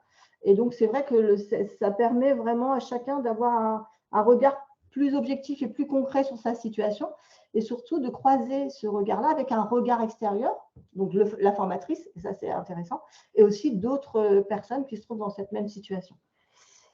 On fait aussi systématiquement le module 5, être autonome dans sa recherche d'informations. Ça, c'est essentiel parce que pour pouvoir faire un projet professionnel, il faut passer sur la base de rechercher des informations et passer à la phase du numérique dans les agents qu'on accompagne, c'est un peu compliqué. Donc, c'est vraiment essentiel et on le fait maintenant rapidement pour que le projet professionnel soit le plus réalisable. Voilà, si on veut repartir sur les thèmes évoqués par Mme Demant. Et le dernier qu'on fait aussi systématiquement, c'est se questionner pour redéfinir un parcours professionnel. Donc, on fixe ça parce que les agents qu'on rencontre ont souvent un projet professionnel. Le souci, c'est que celui-ci n'est pas forcément en phase avec les besoins institutionnels. Et ça, c'est compliqué parce que quand vous avez une aide-soignante qui vous dit « oui, je veux être AMA », mais que nous, au sein de l'établissement, on lui dit non, on ne peut pas vous accompagner parce qu'à ce jour, il n'y a pas de besoin, il n'y a pas de poste et que même si je vous forme dans 1 an, il n'y aura toujours pas de poste, c'est compliqué à l'agent de souvent faire marche arrière, de redéfinir un nouveau parcours. Alors, évidemment, on leur dit d'ouvrir le champ des possibles en dehors de l'établissement, parce que quand on les rencontre, on leur dit bien que le reclassement ou la reconversion s'envisage au sein de l'établissement ou hors de l'établissement. C'est compliqué. Souvent, ils disent non, je veux rester dans l'établissement, je veux rester dans l'établissement.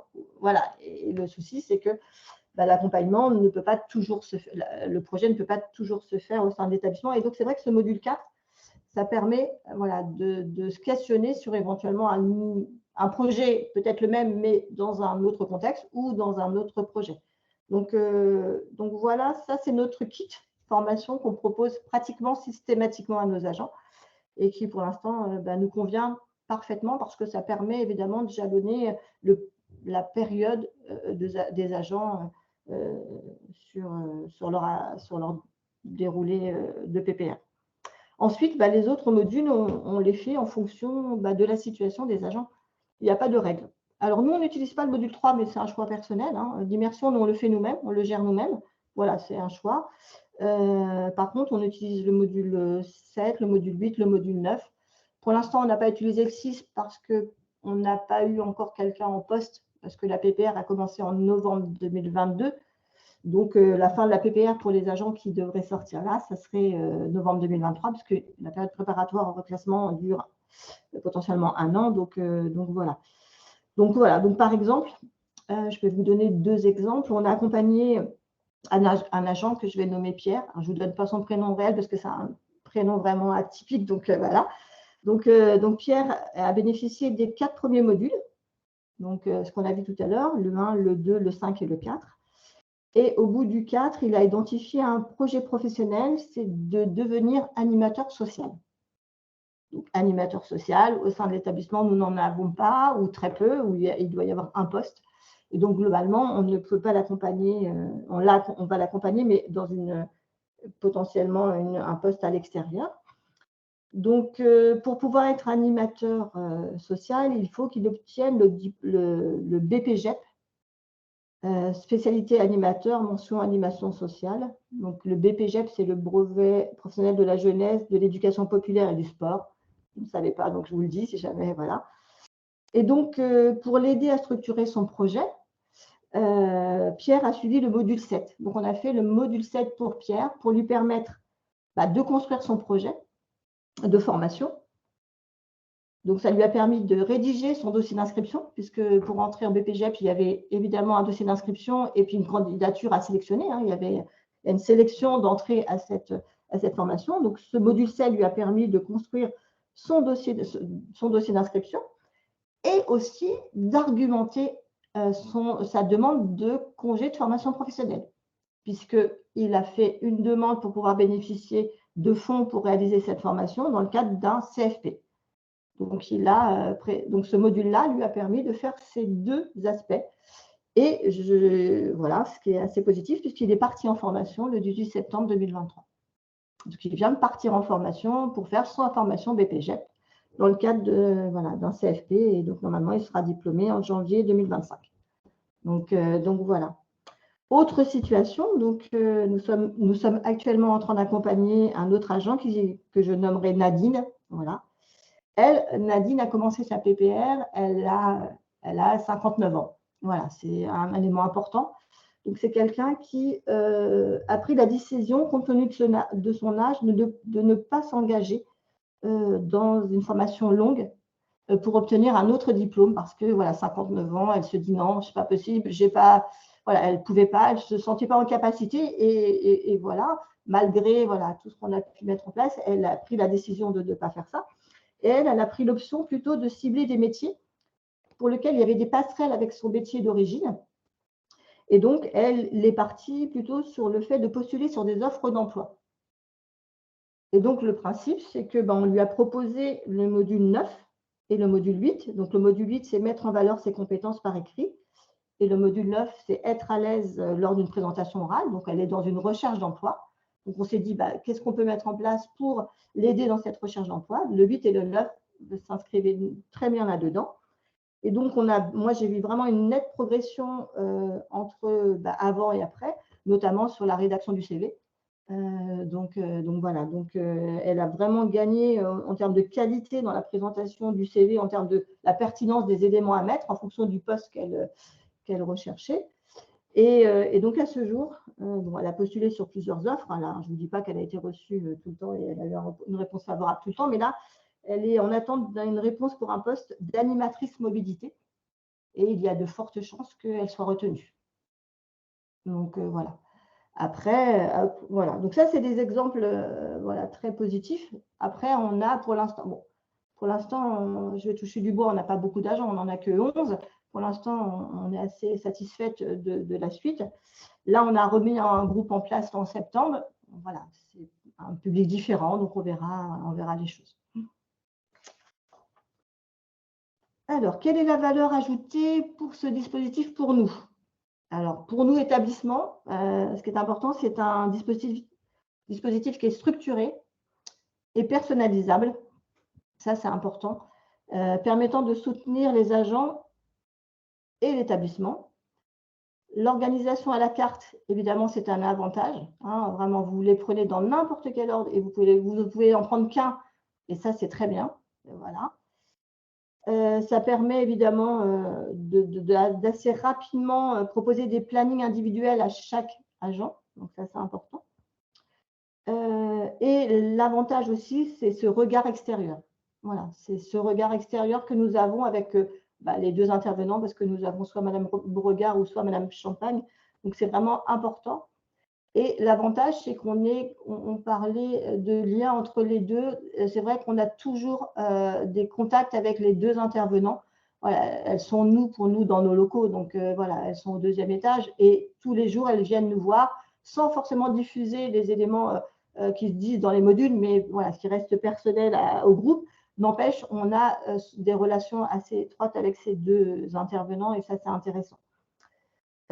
Au niveau des agents, parce que c'est surtout la valeur ajoutée pour les agents qui est intéressant, je leur ai demandé à certains de me faire un retour, avec ceux qui étaient là évidemment, parce que voilà, comme ils sont soit pas là, soit en immersion, soit voilà. Je voulais juste revenir sur quelques retours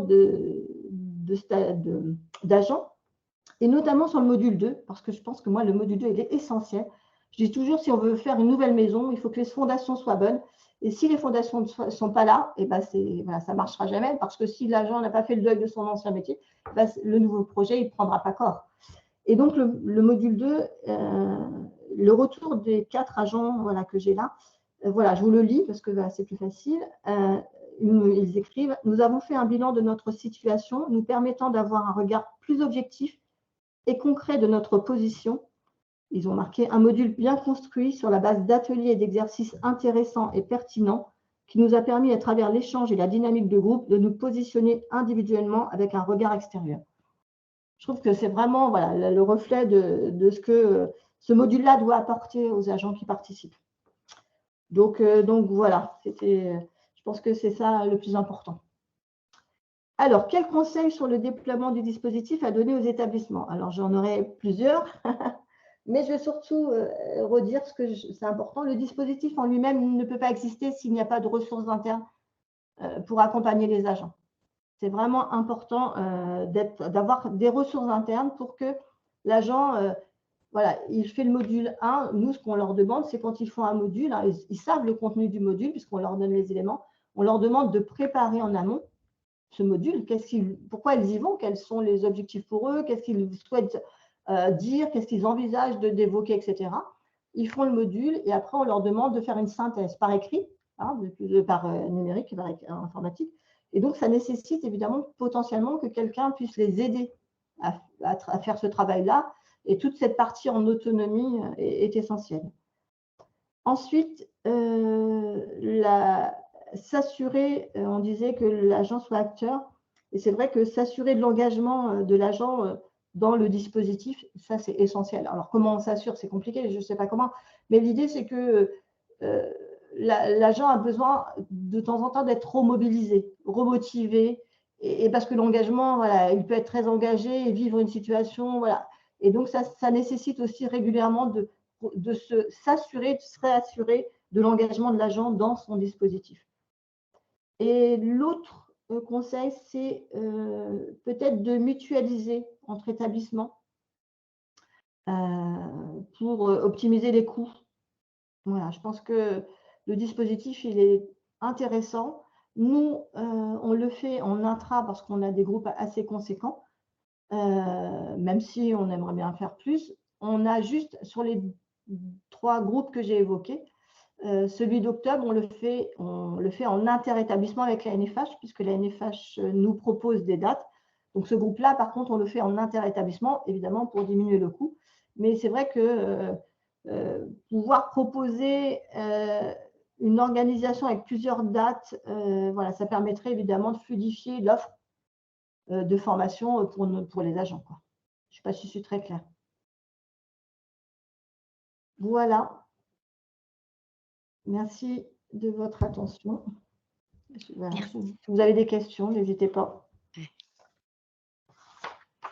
Merci Karina, c'est toujours intéressant de vous entendre et de voir comment vous saisissez des différents dispositifs. Nous, on peut avoir des idées et puis après, c'est vous qui utilisez et c'est vous aussi qui faites évoluer d'ailleurs les choses.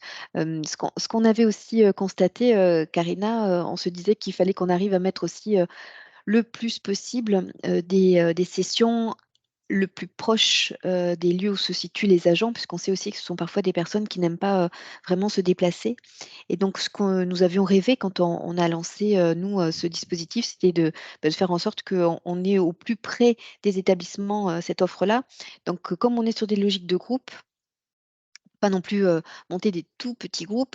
Et c'est C'est là que c'est ça. pas toujours très facile à mobiliser. On se disait que les GHT pouvaient être porteurs, mais on peut tout à fait avoir aussi un établissement qui, à un moment donné, a plusieurs besoins et ouvre aussi ses groupes aux Tout à fait. établissements avoisinants, quoi. Tout à fait. Ce qui est C'est ce qu'on riche va faire. d'ailleurs, hein. L'inter-établissement peut être aussi riche pour les Très agents. riche. On a un groupe actuellement en bas et c'est vrai que ils se rendent compte qu'ils ne sont pas tout seuls, qu'il y a aussi d'autres situations où des personnes sont aussi en difficulté dans d'autres établissements. Enfin, il y a quelque chose qui se passe et qui est selon moi très, très riche. Tout à Après, il fait. faut que les personnes puissent se déplacer et venir sur Rouen. On a eu une ou deux personnes qui étaient un petit peu angoissées de venir et qui sont venus. Et Ouais, donc, j'imagine que vous avez peut-être des personnes dans vos établissements qui n'ont pas tout envie à de se fait. déplacer. Oui, Donc, c'est après, ça en aussi qu'il fonction de faut que l'agent, on peut collectivement. proposer ou pas, tout à fait. Mm. Et c'est pourquoi on voulait vraiment que vous puissiez prendre connaissance de ce dispositif et que plus vous êtes nombreux à le connaître et plus ça sera facile de le mettre en place. Et puis, justement, d'être les plus proches possibles des lieux d'habitation des professionnels pour qu'ils n'aient pas à se déplacer et que ce ne soit pas un frein supplémentaire, quoi. Tout à fait. Vous parliez aussi, j'ai entendu que vous parliez des modules complémentaires et c'est vrai que on peut aussi avoir des parcours. Alors, l'ANFH travaille depuis longtemps sur différents parcours, mais je pense notamment à tout ce qui est compétences clés qui peuvent venir se rajouter à ce dispositif. C'est-à-dire qu'on peut faire appel à plusieurs dispositifs pour pouvoir en construire un encore plus solide de sécurisation des parcours parce que les compétences clés en font aussi partie indirectement. Tout à fait. Mais ça fait partie du kit de formation qu'on propose maintenant. Ouais. Et puis la bureautique, toutes les formations Excel ou en obligatoire, en fonction du niveau. Oui, et puis les modules qui permettent aussi vous le disiez, de ne pas avoir peur d'un ordinateur et de savoir chercher de l'information. Donc, l'idée, c'est de se saisir de tout ce qui peut exister. Et on pourrait très bien avoir un temps de formation qualifiant et revenir sur le dispositif pour faire de la recherche d'emploi. Tout On à peut fait. vraiment l'étendre Oui, au maximum. Je me permets une remarque. Ce serait bien en effet de faire des groupes en interne, là, mais je ne veux pas trop comment vous pouvez les mettre en place à partir du moment où les modules sont à la carte. Pour moi, ça me paraît difficile de construire les parcours selon les différents établissements. C'est très juste. Et on espérait justement avoir suffisamment de personnes pour pouvoir à certains moments monter des groupes et avoir des groupes régulièrement sur l'année. Mais c'est pourquoi il faut que tout le monde puisse s'en saisir. Alors, il faut qu'il y ait des besoins, bien évidemment, mais plus vous serez nombreux à vous en saisir et plus on sera en capacité de proposer des groupes tout au long de l'année, en fait, pour qu'on puisse toujours avoir des groupes qui tournent. Et un peu comme le fait finalement Karina dans sa structure, où elle prévoit effectivement un rythme qui lui permet d'avoir toujours des groupes qui tournent. Ouais, le C'est fait un peu ce qu'on mutualiser, aurait aimé. Patricia, le fait mutualiser, par exemple, nous, attends, je baisse le son. Nous, on a, par exemple, là, on a commencé un groupe en septembre. On a planifié module 1, module 2, module 3, module 4. Le module 4, il est prévu en novembre. Et sur un des groupes, sur le groupe, là, on a une personne qui est très avancée et qui a besoin d'aller très vite. Et ben, le module 4, elle ne le fera pas avec ce groupe-là, elle le fera en inter-ANFH, là, en octobre, là, parce que j'ai la possibilité de l'inscrire. Donc, c'est ça l'intérêt de mutualiser, tu sais, d'avoir des dates un peu comme ça, où tu prends, parce que, en fonction de la situation de l'agent, tu préfères peut-être la mettre plus tôt que le groupe que tu as accompagné. Oui, mais si demain j'identifie un agent, un seul agent, comment je fais concrètement pour monter le dispositif? Parce que pour un agent, je n'imagine même pas comment. Ou alors je vais chercher sur des groupes, sur d'autres établissements. Et ça serait ça l'idée, c'est ou d'aller chercher sur un autre établissement ou de s'appuyer sur la NFH. Et nous, on aimerait pouvoir caler des dates régulièrement pour vous dire, voilà les dates qu'on a posées en interétablissement sur nos délégations. Je pense qu'on l'aura sur Rouen et sur Caen de cette façon-là, mais qu'on pose des dates pour que vous puissiez inscrire des personnes quand vous n'en avez qu'une. Et après, c'est peut-être un rêve, hein, mais nous aurions aimé pouvoir avoir des choses plus en proximité et permettre d'avoir des groupes qui tournent en permanence pour travailler sur le deuil du métier, pour travailler sur les écrits, l'oral, etc. Avoir comme ça de ces temps réguliers tout au long de l'année et que dès qu'on a un agent qui est en difficulté, on puisse regarder, se dire, bah, tiens, il y a un groupe qui est prévu à tel endroit, est-ce que vous voulez aller en formation à tel endroit et si possible, pas trop loin, quoi. Mais ça, le pas trop loin, pour l'instant, tant qu'on n'est pas assez nombreux à utiliser, ça me paraît un peu difficile. Je ne sais pas si ça répond à la question, Patricia. Oui, oui, complètement. Oui.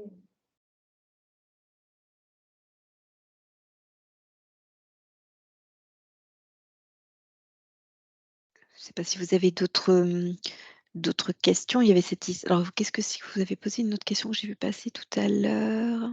Peut-on mutualiser entre établissements? Mais alors oui, oui, alors ça après, je dirais on est plutôt sur une dynamique, on est vraiment sur du groupe, interétablissement. Donc le groupe interétablissement, on peut tout à fait le délocaliser. Il n'est pas forcément sur une de nos délégations. Il peut être, je ne sais pas moi, sur, Pontorson, sur, tout est possible. Après, il faut que évidemment un établissement ait envie d'accueillir, mais à partir du moment où on a un groupe, je me dis: «Et s'il n'est pas très plein, peut-être qu'on pourrait le proposer aux établissements avoisinants, quoi». Donc il n'y a pas d'obligation, c'est l'ANFH qui gérera le groupe en interétablissement.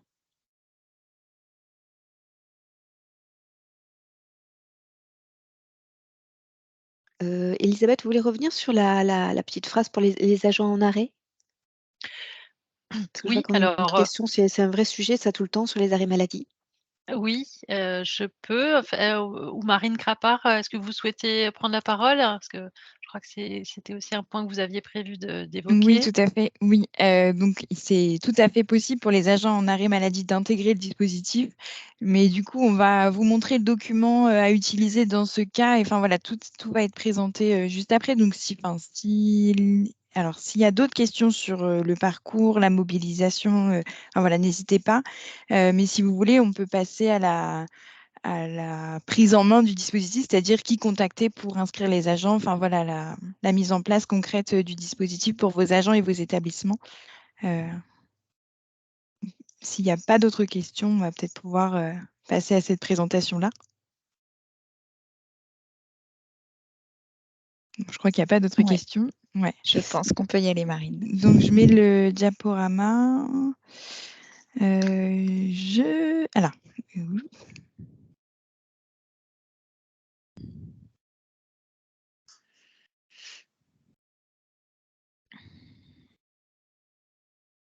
donc, je ne vois plus les intervenants. Donc, voilà, si vous avez des questions, que vous vous inscrivez dans le chat ou si vous levez la main, je ne suis pas en capacité de vous voir. Donc, je laisserai Elena répondre à vos interrogations.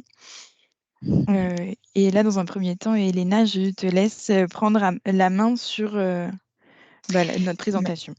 Merci Marine. Oui, donc avec Marine, nous souhaitions revenir sur certains points, notamment les outils de communication qui sont à votre disposition, l'outil de positionnement que nous avons construit, qui peut potentiellement faire le lien également avec le module 1. Qui est aujourd'hui optionnel. Nous allons faire un point sur les différents types de financement possibles sur ce dispositif. Ensuite, nous viendrons vous parler des inscriptions, comment on s'inscrit sur les modules et les plannings des deux délégations, donc la délégation de Rouen et la délégation de Caen.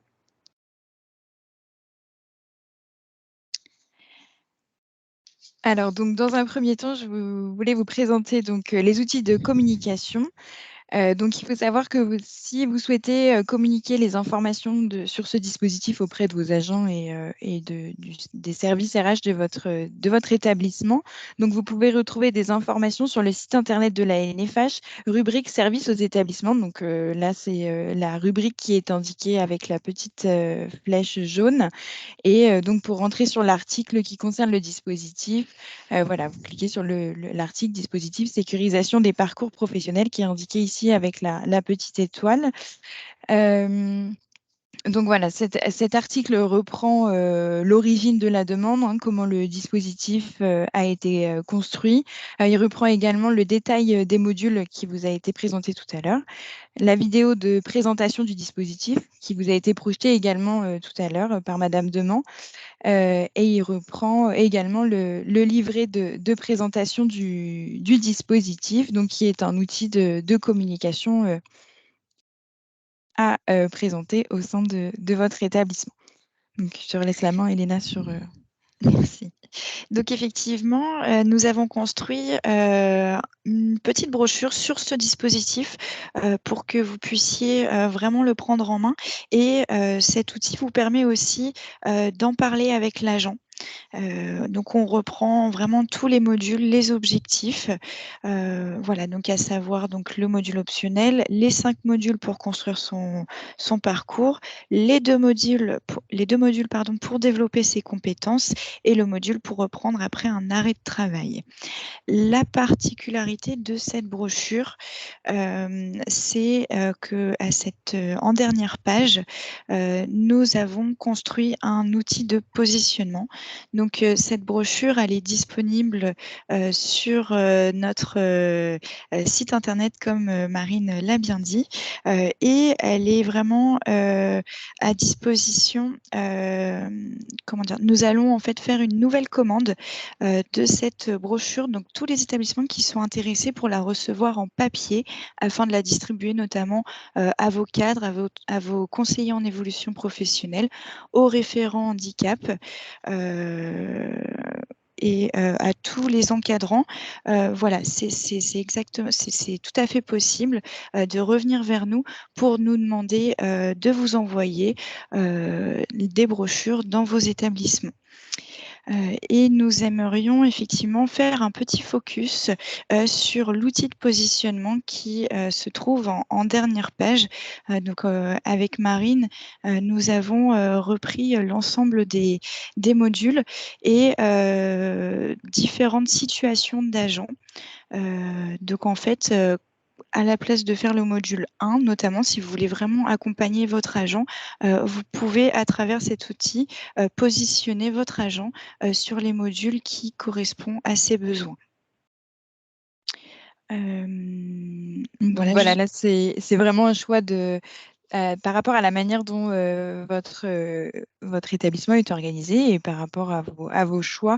Vous pouvez tout à fait soit envoyer l'agent sur le module 1, qui est le module de positionnement, en fait, hein, sur le parcours, soit vous utilisez l'outil de positionnement pour guider l'agent vers tel ou tel module.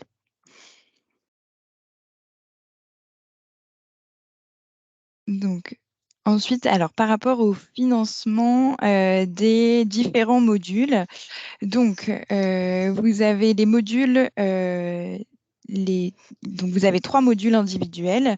Donc celui qui concerne l'immersion, donc la période de stage. Le premier module pour faire le point sur son parcours professionnel et enfin le module sur sécuriser sa reprise de poste après un arrêt de travail. Donc voilà, ces 3 modules-là sont des modules individuels. Et donc, ces 3 modules sont à financer sur le plan de formation de l'établissement. Donc, on pourra revenir plus dans le détail. Voilà, si vous nous sollicitez pour mobiliser tel ou tel module, on pourra revenir vers vous pour vous donner les coûts exacts. Mais voilà, il faut savoir que ces 3 modules individuels sont à prendre en charge sur le plan de formation de votre établissement. Et ensuite, l'ensemble des modules collectifs vont être pris en charge par la LFH.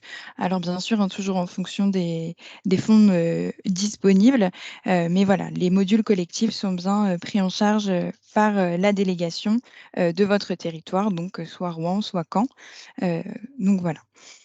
Donc pour Juste pour compléter Oui. ton propos, Marine, merci. Sur les fonds mutualisés ANFH, pour ce qui concerne la délégation de Rouen, on repartira sur les accompagnements tout début 2024, puisque nous sommes victimes du succès de notre plan d'action régional et notamment de ce dispositif-là. Et donc que sur la fin d'année, nous sommes plus en mesure de vous accompagner.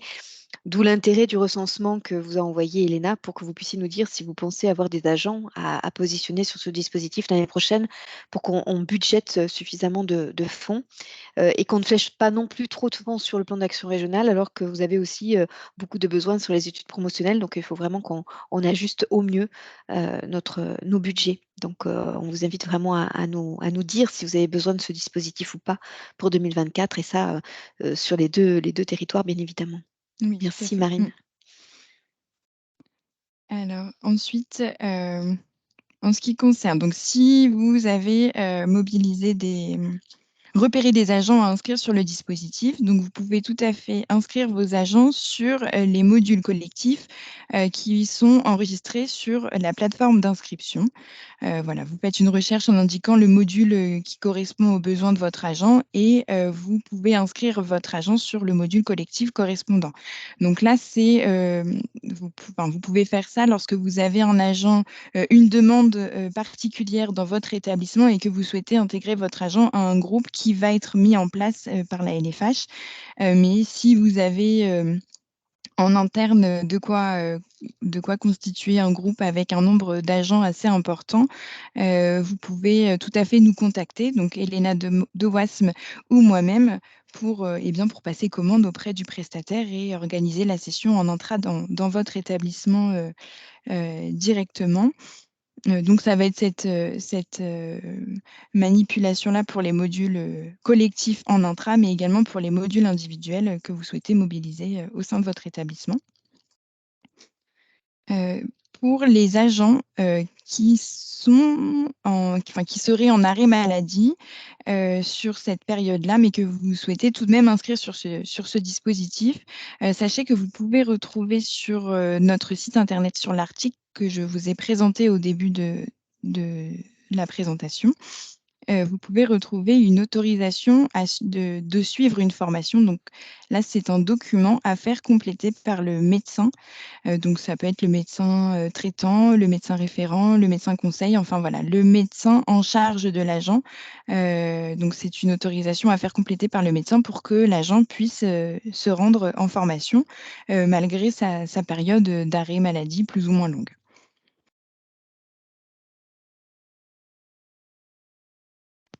Et donc, enfin, pour finir, je laisse la parole à Elena pour la planification.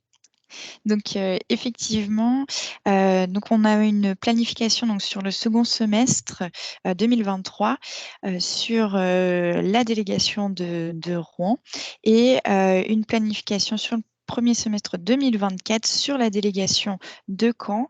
Donc, on vous a mis les modules, les dates ainsi que les lieux. À savoir que, effectivement, comme Madame Rouby l'a expliqué, nous allons refaire aussi également sur 2024 un nouveau planning. Donc, les dates sont en cours de planification pour la délégation de Rouen.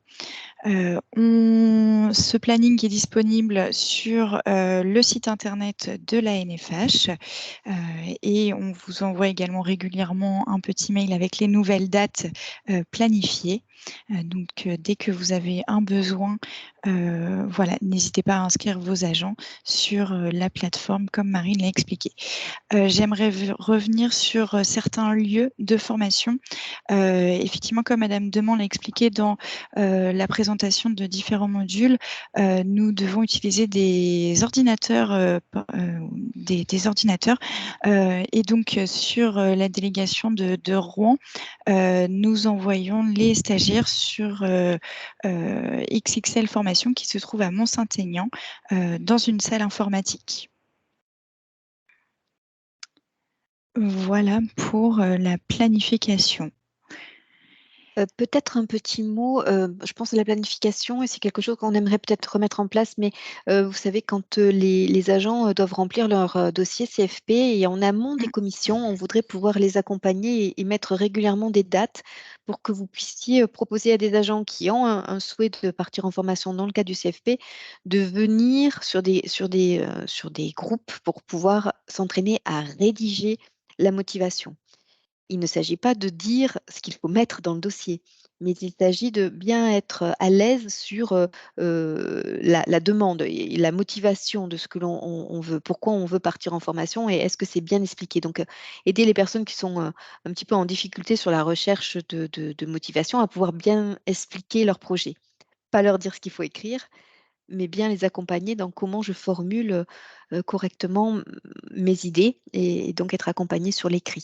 Donc c'est quelque chose aussi qu'on a testé et qu'on voudrait essayer de mettre en place systématiquement en amont des commissions CFP. Mmh. Tout à fait. Merci Corinne. Donc, voilà notre présentation du dispositif sécurisation des parcours.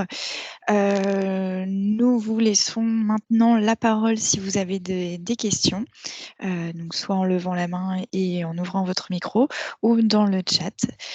Voilà, il nous reste 10 minutes avant la fin de ce webinaire, donc pour échanger avec vous sur ce dispositif.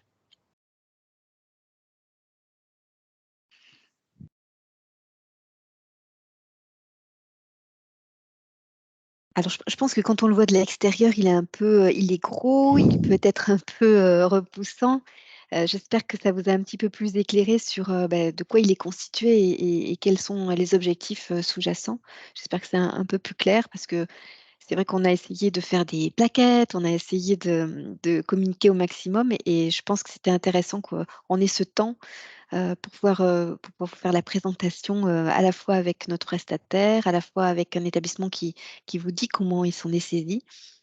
Donc je ne sais pas si ça vous a éclairé sur le dispositif et sur l'utilisation que vous pouvez en faire. Alors, je vois une question dans le chat. C'est combien un nombre important pour un groupe? Donc effectivement, Marine a répondu, à partir de 6 personnes, vous pouvez constituer un groupe. Et après, je pense que madame Deman va intervenir aussi, mais c'est vrai que comme on est quand même notamment, je pense au module 2, quand on est sur, ce que moi j'appelle le deuil du métier, et c'est difficile quand il y a un très, très gros groupe de pouvoir s'ouvrir et de pouvoir, expliquer ce que l'on vit mal. Donc, je trouve que quand on est à une dizaine, une douzaine de personnes, c'est vraiment le maximum pour pouvoir permettre à tout le monde de se sentir relativement bien. Même 12 personnes, ça fait déjà beaucoup, hein. Enfin, je ne sais pas ce que vous en pensez madame Deman, mais Si, je vous rejoins tout à fait sur ce sujet-là. C'est vrai qu'en particulier, dans ce groupe, ce qui est intéressant pour les participants, c'est aussi de voir, finalement ce que vivent les autres participants. Ça leur permet souvent de relativiser leur propre situation. Ou encore,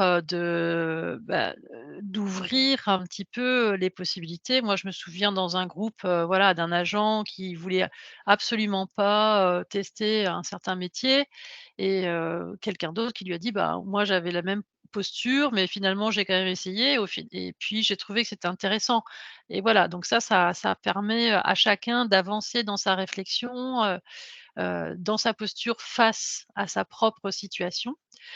Mais comme vous le disiez, madame Rouby, c'est vrai que le but, c'est aussi de favoriser la prise de parole et une prise de parole importante, des différents participants. Donc voilà, il est aussi, nécessaire de limiter le nombre de participants sur ce groupe. Je crois que j'ai une question pour moi concernant le kit formation. Donc, quand on rencontre les agents, on a un panel de formation qu'on leur propose. Et en fonction de leur situation, voilà, on voit. Donc, on a évidemment le dispositif sécurisation des parcours. On a les compétences, les 4C. On a toutes nos formations bureautiques, Excel, Word, donc initial et perfectionnement en fonction du niveau de l'agent. On leur propose une formation sur la gestion du stress. Ça peut vous sembler peut-être anecdotique, mais on trouve que c'est important peut-être à eux aussi de... Voilà, on leur propose cette formation. On leur propose de la formation orthodidacte. Voilà, parce qu'on sait que ça peut être qu'un plus. Voilà. Et on leur propose, alors c'est l'AFGSU. Voilà, c'est le kit formation voilà, qu'on propose à nos agents quand ils rentrent dans le dispositif. Je ne sais pas si j'ai répondu à la question.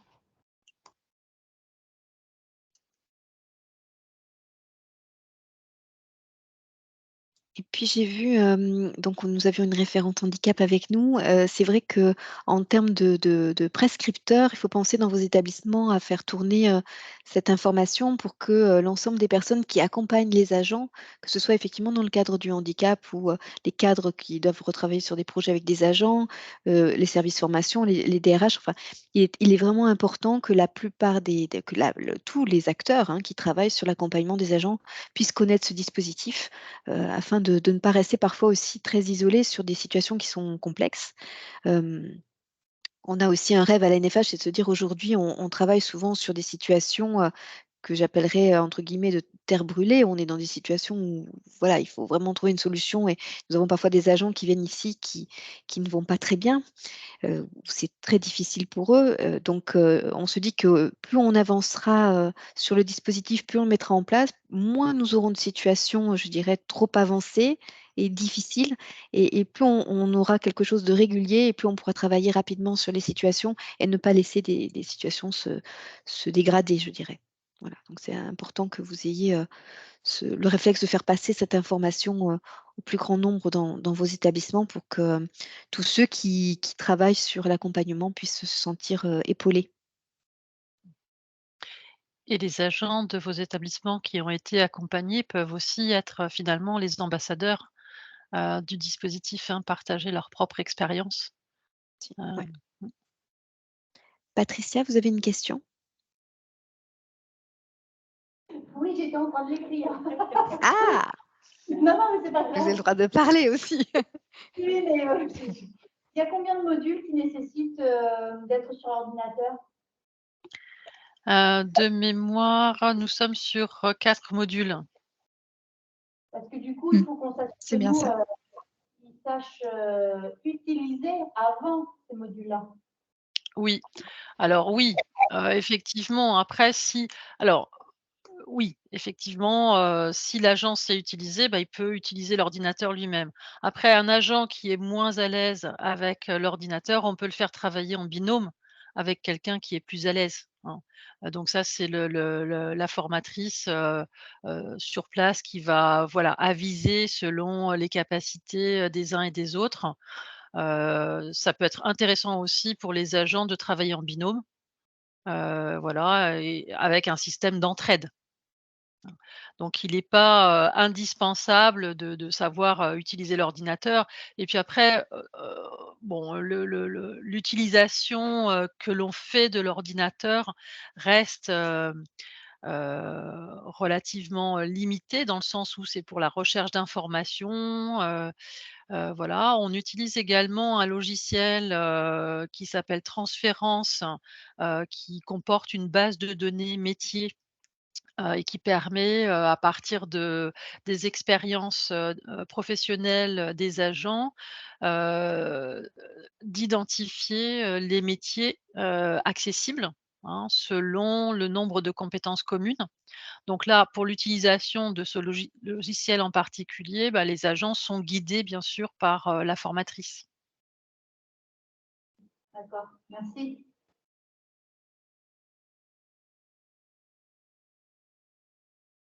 Et donc, je vois également une question sur lorsque les modules ne sont pas créés sur la plateforme d'inscription, voilà, comment ça se passe? Effectivement, n'hésitez pas à nous contacter pour qu'on recense bien vos besoins et qu'ensuite on puisse ouvrir une session le plus rapidement possible.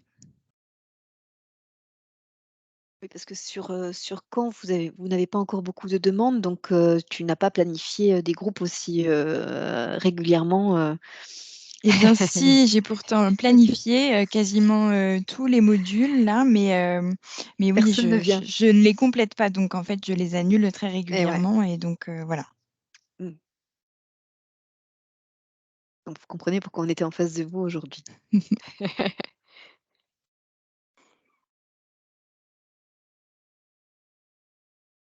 Donc je vois arriver on note bien toutes, vos demandes de brochures Après, on reste bien évidemment toujours à votre disposition, hein. Vous savez où est-ce que nous sommes et on reste à votre écoute en fonction de vos besoins ou d'autres questions qui pourraient vous venir en tête suite à cette présentation.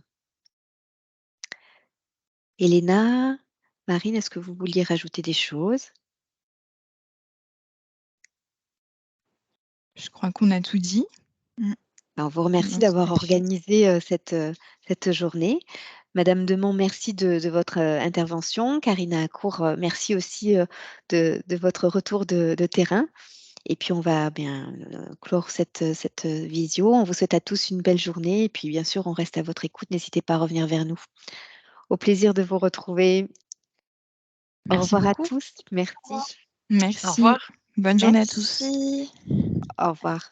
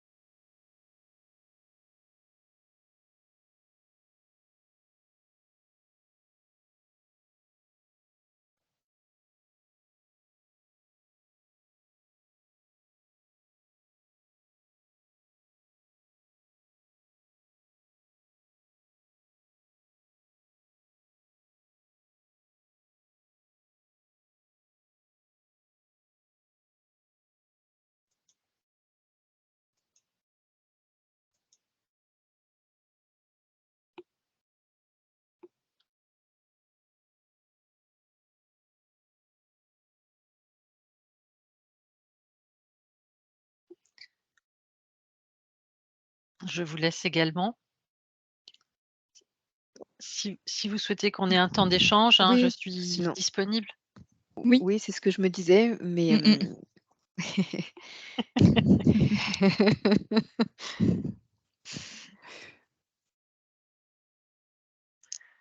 sur Je pense qu'il y a certains, quelques participants qui peut-être, se sont connectés, puis ensuite ont été appelés sur d'autres, urgences. qui sont partis faire autre chose.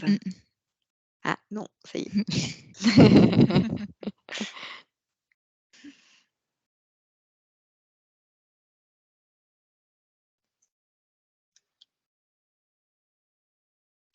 Et je pensais qu'auparavant, nous pouvions, Oui, je pensais aussi, mais Ouais. apparemment non. Marine, t'as arrêté l'enregistrement, Marine?